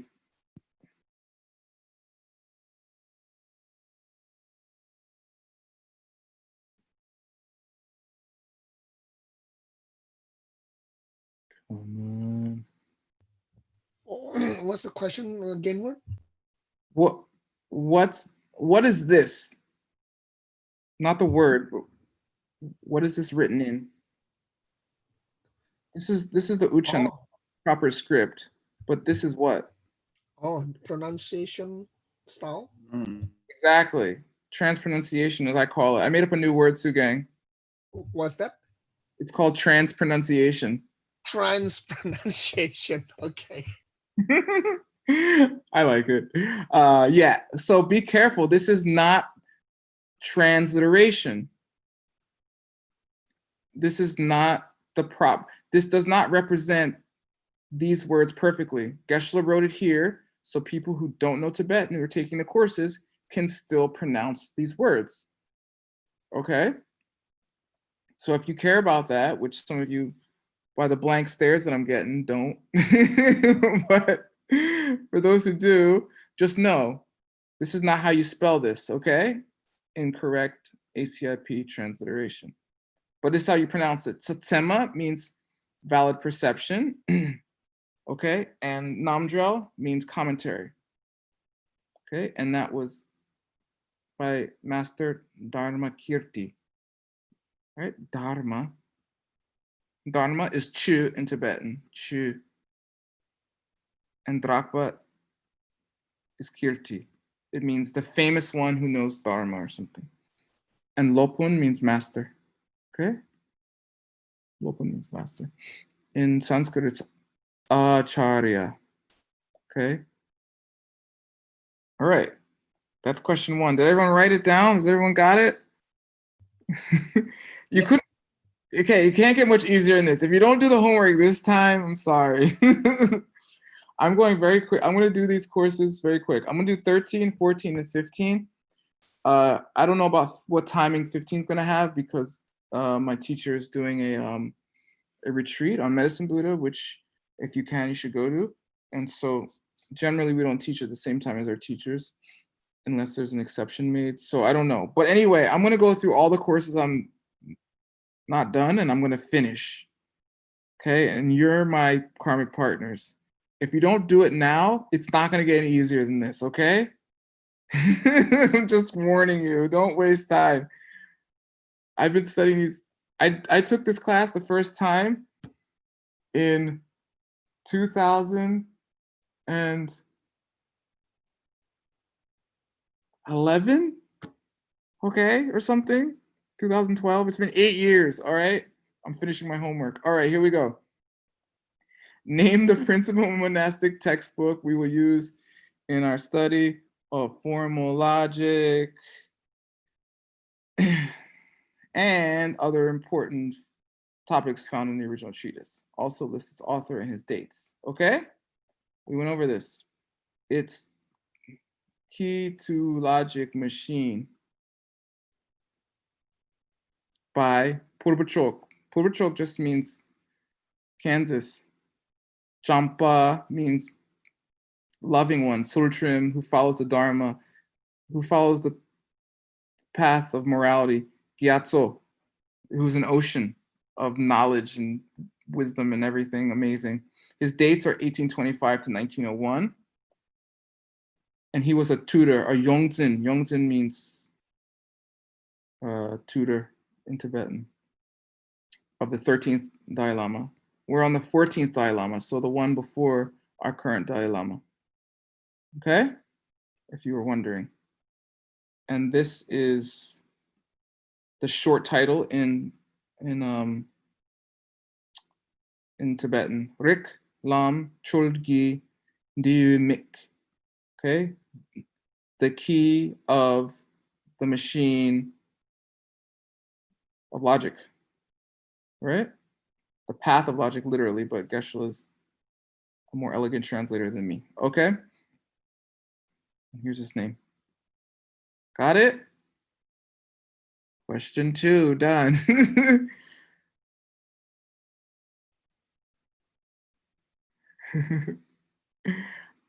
is good karma because, you know, my teacher spoon feeds us Tibetan, like one syllable at a time, right, Sugang? Yes, and it's amazing. For years without, I've never seen him even slightly upset about it, you know? I'm always getting mad. I'm just like, he's like, here's the 15,000th time I've taught you the same word. Got it? We're like, ooh. All right, here we go. Someone asked this question in the chat. I believe it was my amazing spiritual friend, Alejandra. She's still here? Did she leave? Hi, Alejandra. This is your question in the chat. Give the two expressions used to describe, respectively, disciples of poor intellect and spiritual capacity and disciples of high intellect and spiritual capacity. Okay? So I didn't go over this like in depth, but basically intellect and spiritual capacity are a little bit different in Buddhism, meaning like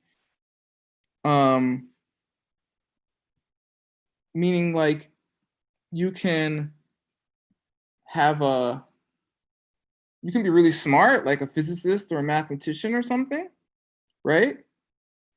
And still not have a high spiritual capacity.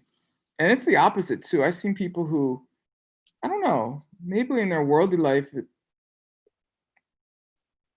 it's not that clean or they're not that on it, but when it comes to spiritual things, they're very smart. They know exactly what to do. You know, they're always around good teachers and good friends and doing amazing practices. I mean, you all know people like this. They're like amazing yogis, but they don't have a dollar to their name or something. And the opposite, people who are doing quite well, wealthy, and you try to teach them something spiritual and they look at you like you're crazy. You know, we strive to be both. You know, if you're wealthy, you can give out money and help poor people, right? Like Geshe Michael gives me money. Actually, I was a poor person until my Lama gave me money. And then, you know, and then use that to help others and make your spiritual practice part of that. So anyway, disciples of poor intellect and spiritual capacity are called those who follow because of their faith. Okay? And he doesn't exactly say this in the class unless I'm remembering wrong. But anyway, Jedrang means to follow. Depe here, because of a grammar thing, means faith. And Wang Tul, Tul doesn't exactly mean,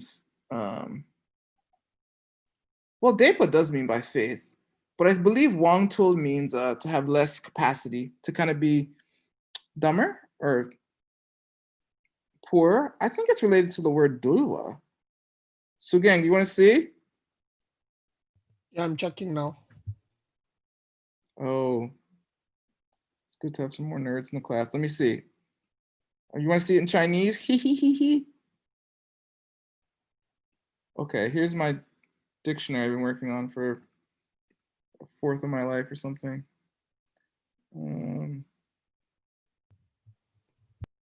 Yeah, Wang is definitely power, Juan Ernesto Hasso. But it's Tul that I'm just being clear on. Yeah, that's Dul, but it's related to, Tul and Dul are related. I'm just making sure. I'm talking to Juan in the chat. All right, here we go. And I want to show off my dictionary to Sugang. Yeah, looking forward. There it is. It's cool. Wow. Again, what does the Chinese say? 收视约束简化汇集收集在一起 Oh, means you put them together. Yeah, that means that's like put together. Oh, here's the Dulwa one. Yeah, it's related to Dulwa. Okay. Yeah, here it is. Lump together, put together. Yeah. Oh, this is the one. Look, here's the one. It means not sharp, right? Dull. Yeah, dull. Minoa. Yeah, Minoa. Okay, good. I've confirmed. Yeah. Okay. Yeah. Not sharp. Yeah, it's one of the secondary meanings. It is related. It is used for Dulwa, but that's not the meaning that one is about. Okay. I don't know. If you guys hang out with me, you're gonna learn Tibetan and Chinese and stuff. Sorry about that. Okay. Here we go. And then disciples of high intellect and spiritual capacity are called those who follow because of their reasoning. So this is the opposite. So Wang Nun, Wang means like intellect, like it literally means power, but it means like intellectual ability or something. And Nun means sharp, it's the same one they use, like if you're sharpening a knife or something. And Rikpe means reasoning. We had it for the title of the book, which you should know, okay? If Geshe Michael comes up to you and it's like, hey, what are you studying these days? Okay, and you're like, oh, course 13. Oh, who did you study with? Oh, Word reviewed the course with us. Oh, really? What's the name of the book? Okay, I want you to be like the key to the logic machine, okay? If you remember anything, just remember the book title. If not for your sake, for mine, all right? No, there's a funny story. Geshe Michael was a student, like, I don't know, many years ago, maybe more years than he wants me to say, in India. And this high Lama was coming through. And his Lama was there, one of his Lamas. And he met the Lama, he gave him an offering. And you're like, oh, okay, you guys are studying? He's like, yeah. Well, what are you studying? And his Lama was behind the other Lamas, trying to tell him the name of the book. I think it was the Bodhisattva Charivatya by Master Shantideva. Bodhisattva's Way of Life. Anyway, he always jokes about it because he doesn't want us to have that same experience. Okay, and here is that quote about the positive reason. Okay, give a positive reason why we should study the Buddhist art of reasoning, and then quote a verse from a famous Tibetan pundit to back up your statement. Pundit just means like scholar, okay? Comes into English as pundit, and in Sanskrit it's pandita, right? Pandita. Okay, anyway, here we go. I talked about it, but we're going to go over each word. We should first study the Buddhist art of reasoning because this is the best way to keep the teachings of Lord Buddha safe in the world. Okay, remember the lineage thing? That is, it is best to accept the ideas of Buddhism only when they seem logical to you, right? Clear thinking, no cults, okay? I mean, if you want to join a cult, that's your thing. I'm not telling you what to do. I'm just saying, do it on purpose at least, okay? And as the Sakya Pandita, who's a very, very, very, very famous Lama in Tibet from like, you know, about 800 years ago, he's one of the 5 main teachers of the Sakya lineage, which is one of the 4 main lineages of Tibet, of which there are others, but there's 4 main ones. It's called Sakya. Anyway, his name is Konga Geltsen, but everyone knows him as the Sakya Pandita. All right? Here's his dates. And he said this: suppose a person comes to understand. You're supposed to memorize this for the homework, okay? Suppose a person comes to understand, and I did, I memorized it today, all right? I did my homework. A person comes to understand the scriptural tradition for how to reason. This art of proving or disproving things. A master like this is a person who keeps the teachings of the totally enlightened Buddha safe here in the world. All right? Again, we want to think clearly so that we can keep these teachings safe in our heart, and so we don't corrupt them. You know, you can learn other teachings, but just make sure you know this is the Buddhist teachings as I learned them, okay? And pass them on like that. And just, if you want to teach other things, be like, hey, now I'm talking about Taoism, you okay? You want to talk about Chinese medicine and Taoism? Okay, this is a different class, okay? All right. All right, so memorize that. You want that in your head. You want the thing in your head that teaches you why you should have other things in your head. Okay, I hope my jokes are translating into Spanish well. Juan, you translating my jokes good? He's like, these jokes can't be translated good. They're not good. All right. Now, the negative reason is the story I told you, okay? And that story was apparently, I didn't mention this, it was apparently Lord Atisha's, if you've ever heard of this holy Lama. He's the one who brought the Lam Rim to Tibet, all the way from, well, he brought the teachings of bodhicitta all the way from where, Sagang? Indonesia. Yeah. Warna Dwipa. Yeah, exactly. The golden isle, right? The golden island. Yeah, Swarna. Yeah, Suvarna. Okay. In Baisa, it's Swarna. No. Swarna. I mean, in Bahas, well, we don't use the term Swarna, but we understand Su means good, Warna means color. So it's good color. Yeah, which is like gold, right? Yeah. Okay. And that's Java, right? No, Sumatra.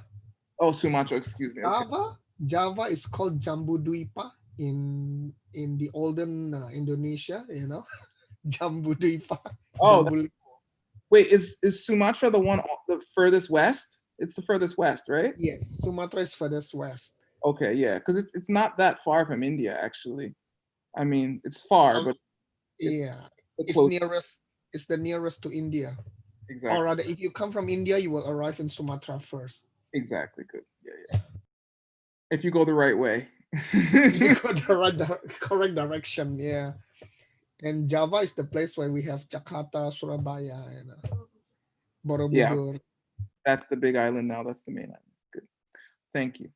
Okay, so yeah, Lord Atisha went. He was an Indian master, one of the greatest scholars of his time. He was an amazing tantrika by a very young age. And he went to Tibet and brought these teachings there. But among them, he brought sutras. Some of those sutras we don't have anymore. They're not around anymore, but we have quotes from them in other books. And so apparently this is one of his favorite sutras, if not his favorite. I think it's not in this reading. I think I've heard it's called The Origin of the Unoriginated. It's not in the reading. I just know that from a different place that Geshe taught.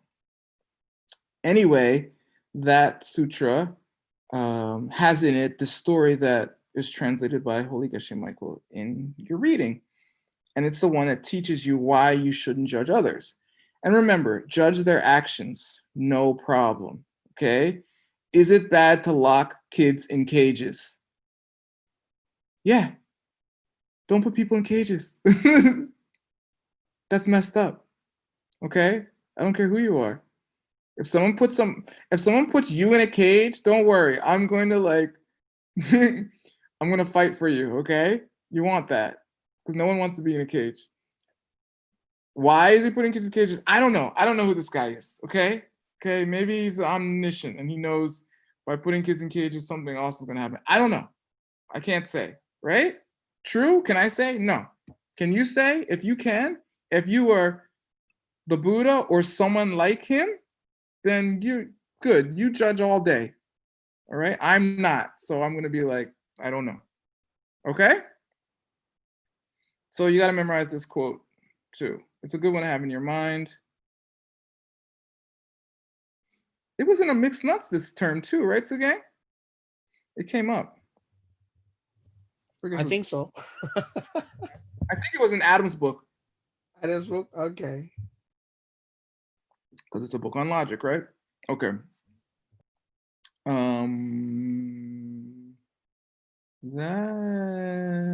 I need to read it? You guys got it. Only I or someone like me is able to judge another person. No other person should ever judge another, for they will surely fall. And remember where that falling is, okay?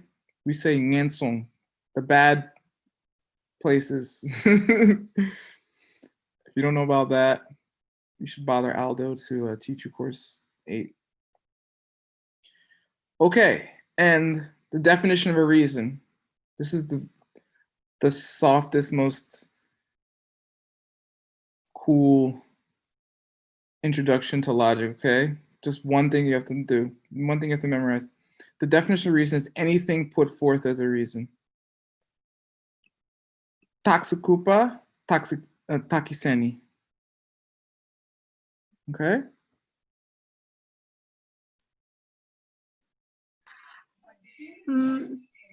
May I look at the verse on the positive reason again, please?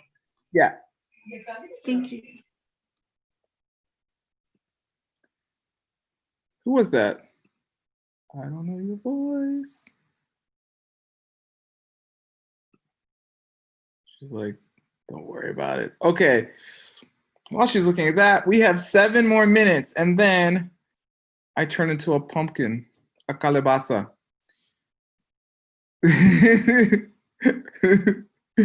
No, I'm just gonna watch more Sherlock Holmes, okay? Does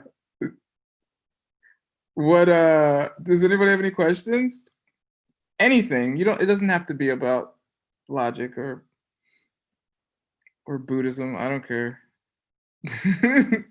I have a question. Who's that? This is Kelly McGee. I'm in New York. Thank you so much for teaching. It's been really great. Oh, thank you. I was wondering if we could talk a little bit about, so this quote about not judging, it's interesting to me that it says that the Buddha or someone like him could judge someone. And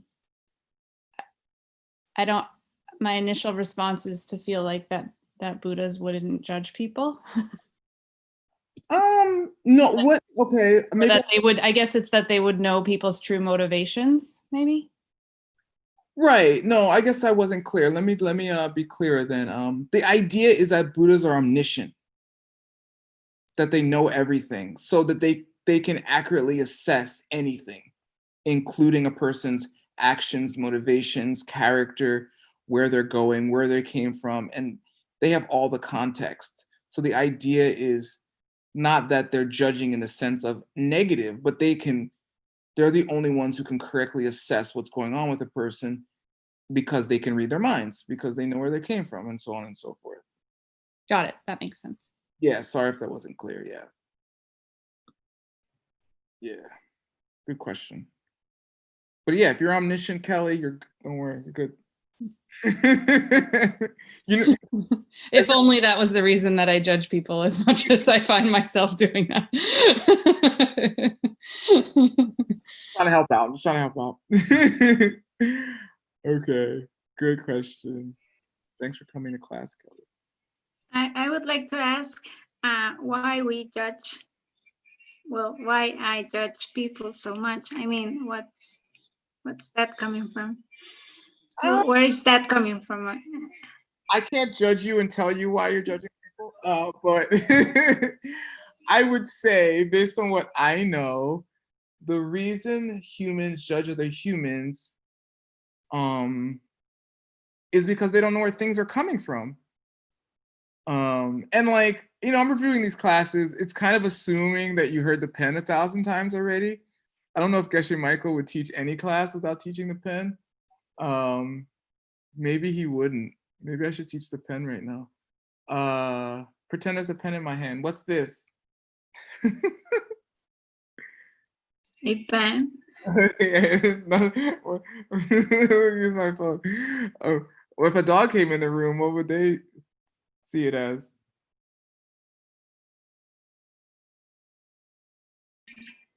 It should be. Juguete.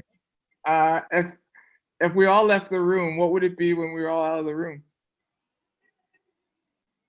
If the dog ran back in the room, a puppy, what would they see? Juguete. Someone has to answer.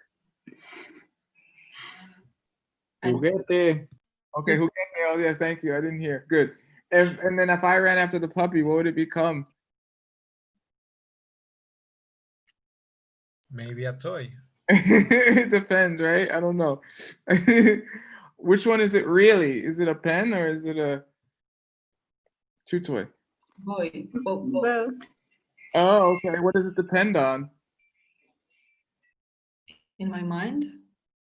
Oh, basically, right? The person seeing it. So is it penness coming this way or this way? My head to the outside.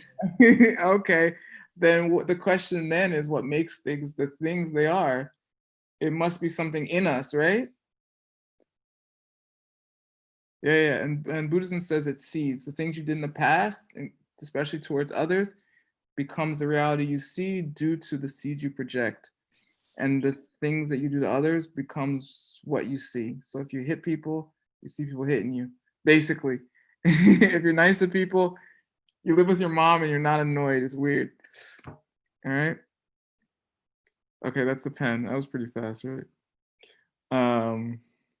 So anyway, we judge people because we think, oh, what's their problem? If you looked at your mind, not you, your mind, but the proverbial you, meaning us, if we looked at our minds, at least me, if you're not a Buddha, you would say, you're like, oh, that person's an idiot. I mean, if you think you're not an idiot and you're judging people,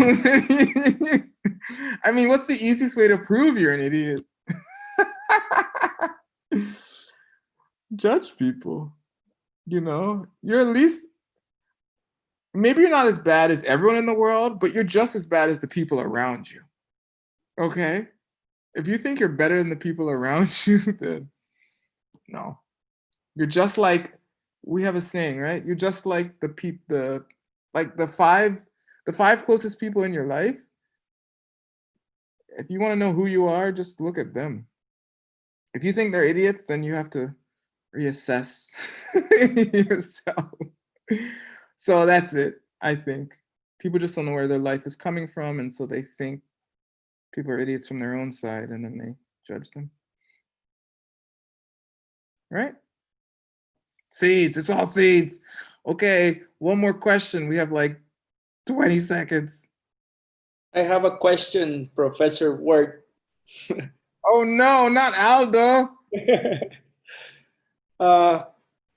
Regarding Sema Pramana, yeah, which you said Geshe used to translate as valid perception, but now as correct. Yes. Definition is fresh, unmistaken perception. Yes. Then I've heard that means that you don't have like you're not like drunk or have a disease or not like with a cloudy eye or something. Yes. But then I've also heard that only a mind that's perceiving like ultimate reality is having a correct perception. Yeah. All the other perceptions are not correct. So then, which is Sema? Like it can mean like both for a normal perception of a normal person that doesn't have a cloudy mind and it's not drunk, or the perception of a Buddha, or both. That's why we have to use, that's why the words become difficult. Because if you say, because all of them are different, difficult.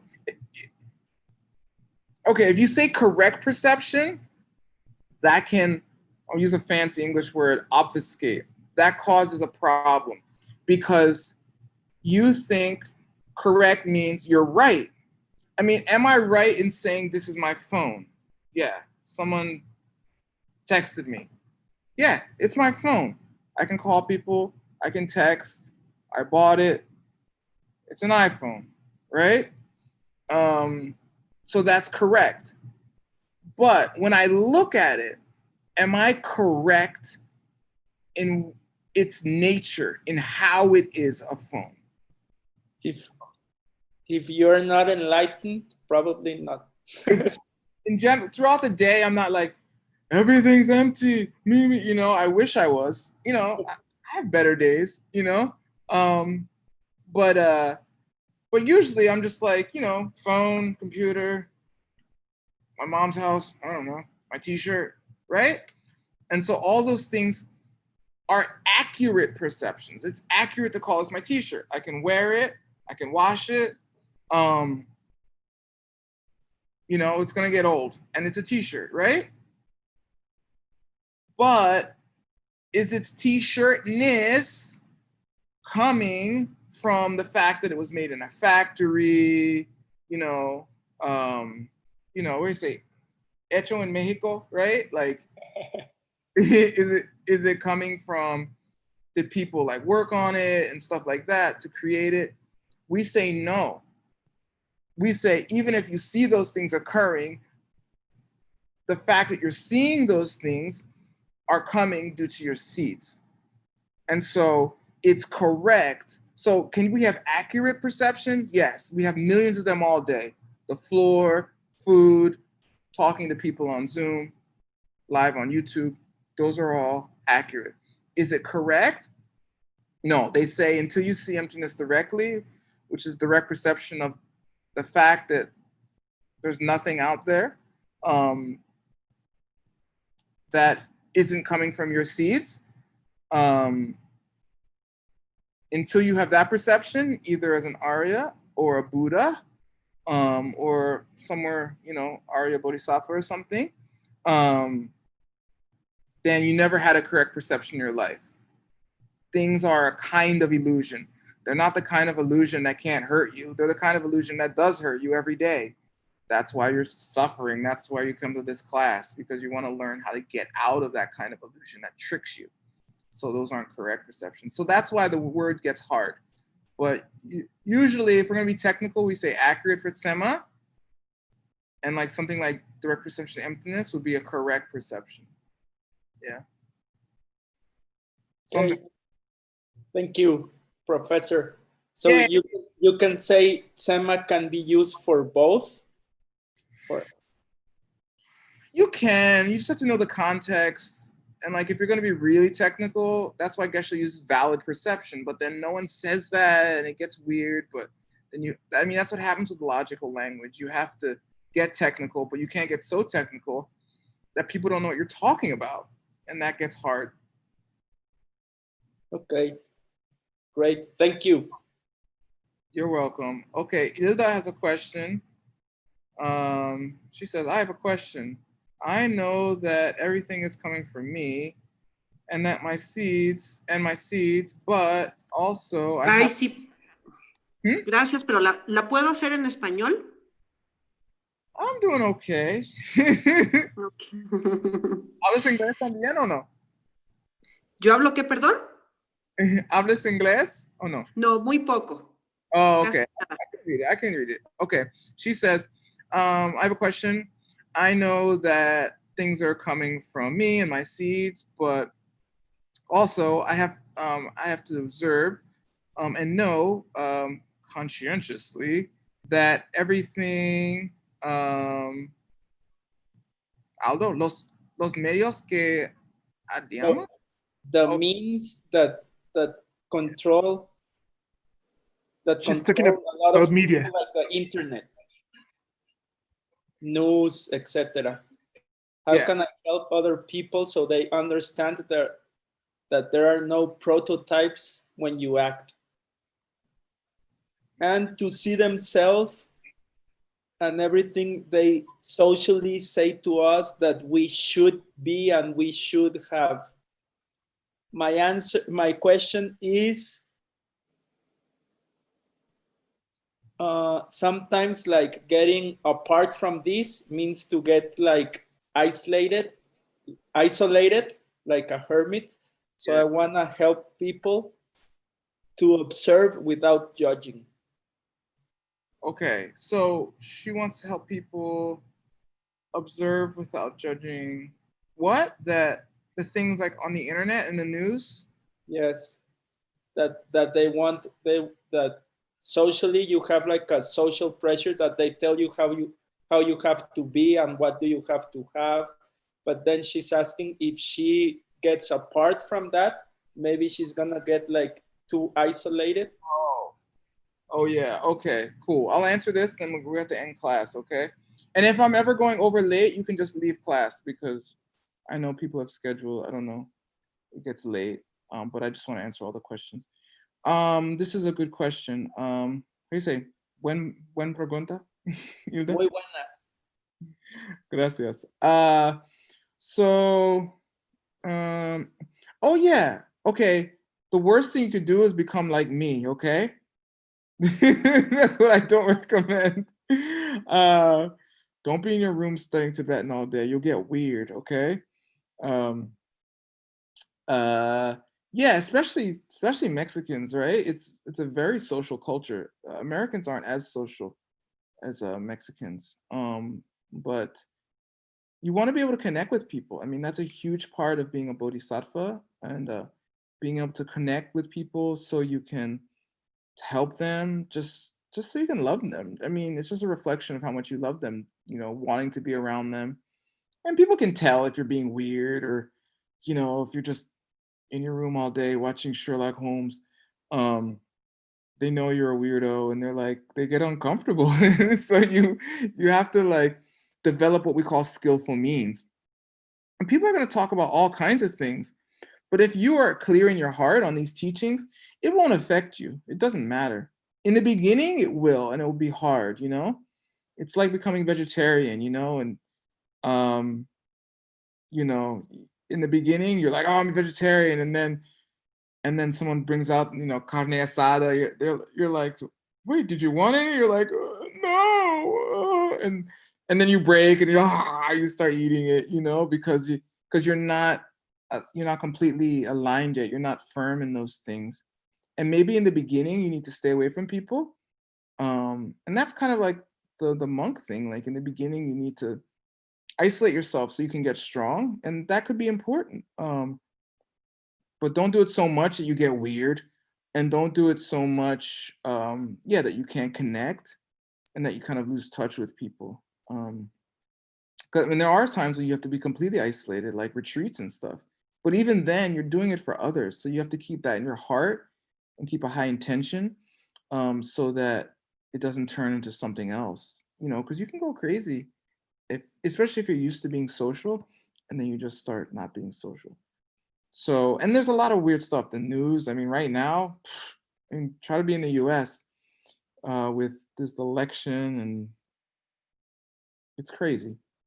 So, and I watch the news, but if you can watch the news and remember the pen, you will benefit incredibly, because you will see all the craziness in this world. You think, oh, it's these crazy Republicans or these stupid Democrats, you know? Oh yeah, really? Where do you think they came from? You know, it's AMLO's fault or whatever. You know, really? How did you think you got into power? You know, and that's where your logic comes in.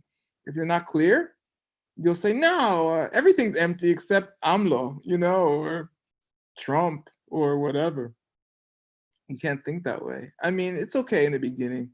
Don't push yourself too hard. Don't hurt yourself. But eventually, you know, do you want a Buddha paradise with everything's perfect except Trump?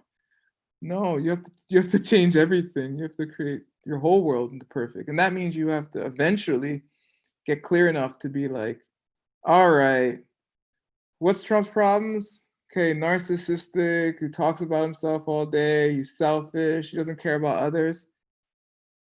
I don't know. That's me from ages like 12 to last week. So I don't know. I mean, that's not a stretch. Okay? Especially if you know karma grows. So, you know, use the news and use these things when necessary. You know, don't get all wrapped up in it either. Don't go crazy watching the news and all day, you know. You can't do that either. You have to study Dharma, you have to meditate, you have to do your practices. You have to help your old lady, even if it's on Zoom now. I'm helping my mom. She's in the next room. I got a built-in one now, which is great. I really don't have to leave my house. Okay? Anyway, that's it. We should end class. Let's do a mandala. We didn't do one in the beginning because I was talking too much. Who wants to do a mandala? Ria, do you want to do one? Who's that? Sati Puki Yuksik Metotra Vira Blingshin Yende Yampati Sangye Shindu Mikdewar Rokun Nanda Shingla Shuparche Idam Guru Ratna Mandana Kam Nirjataya Kewadi kewo sunam yeshe tsotsokshi sunam yeshe leyon dampa kuni toparsho.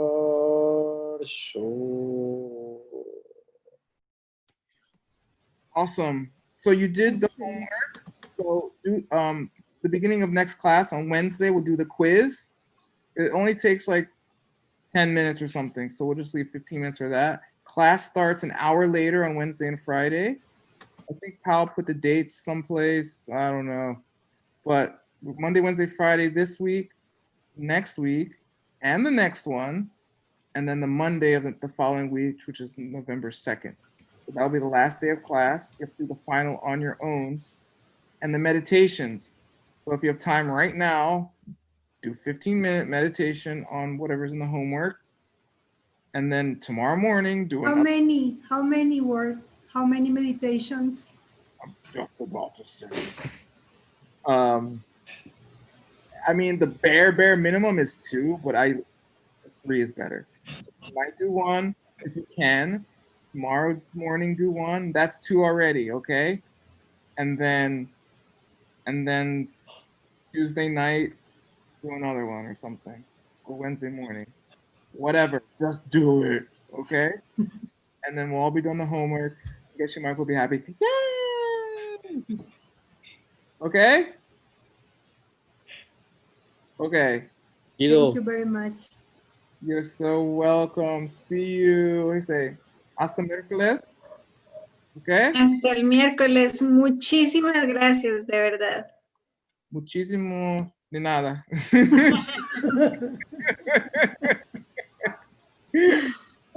Okay, so awesome. See you. Gracias, Word. Amazing class. Okay, de nada. See you Wednesday. Do your homework. Bye. Thank you. Bye-bye. Okay. Thank you.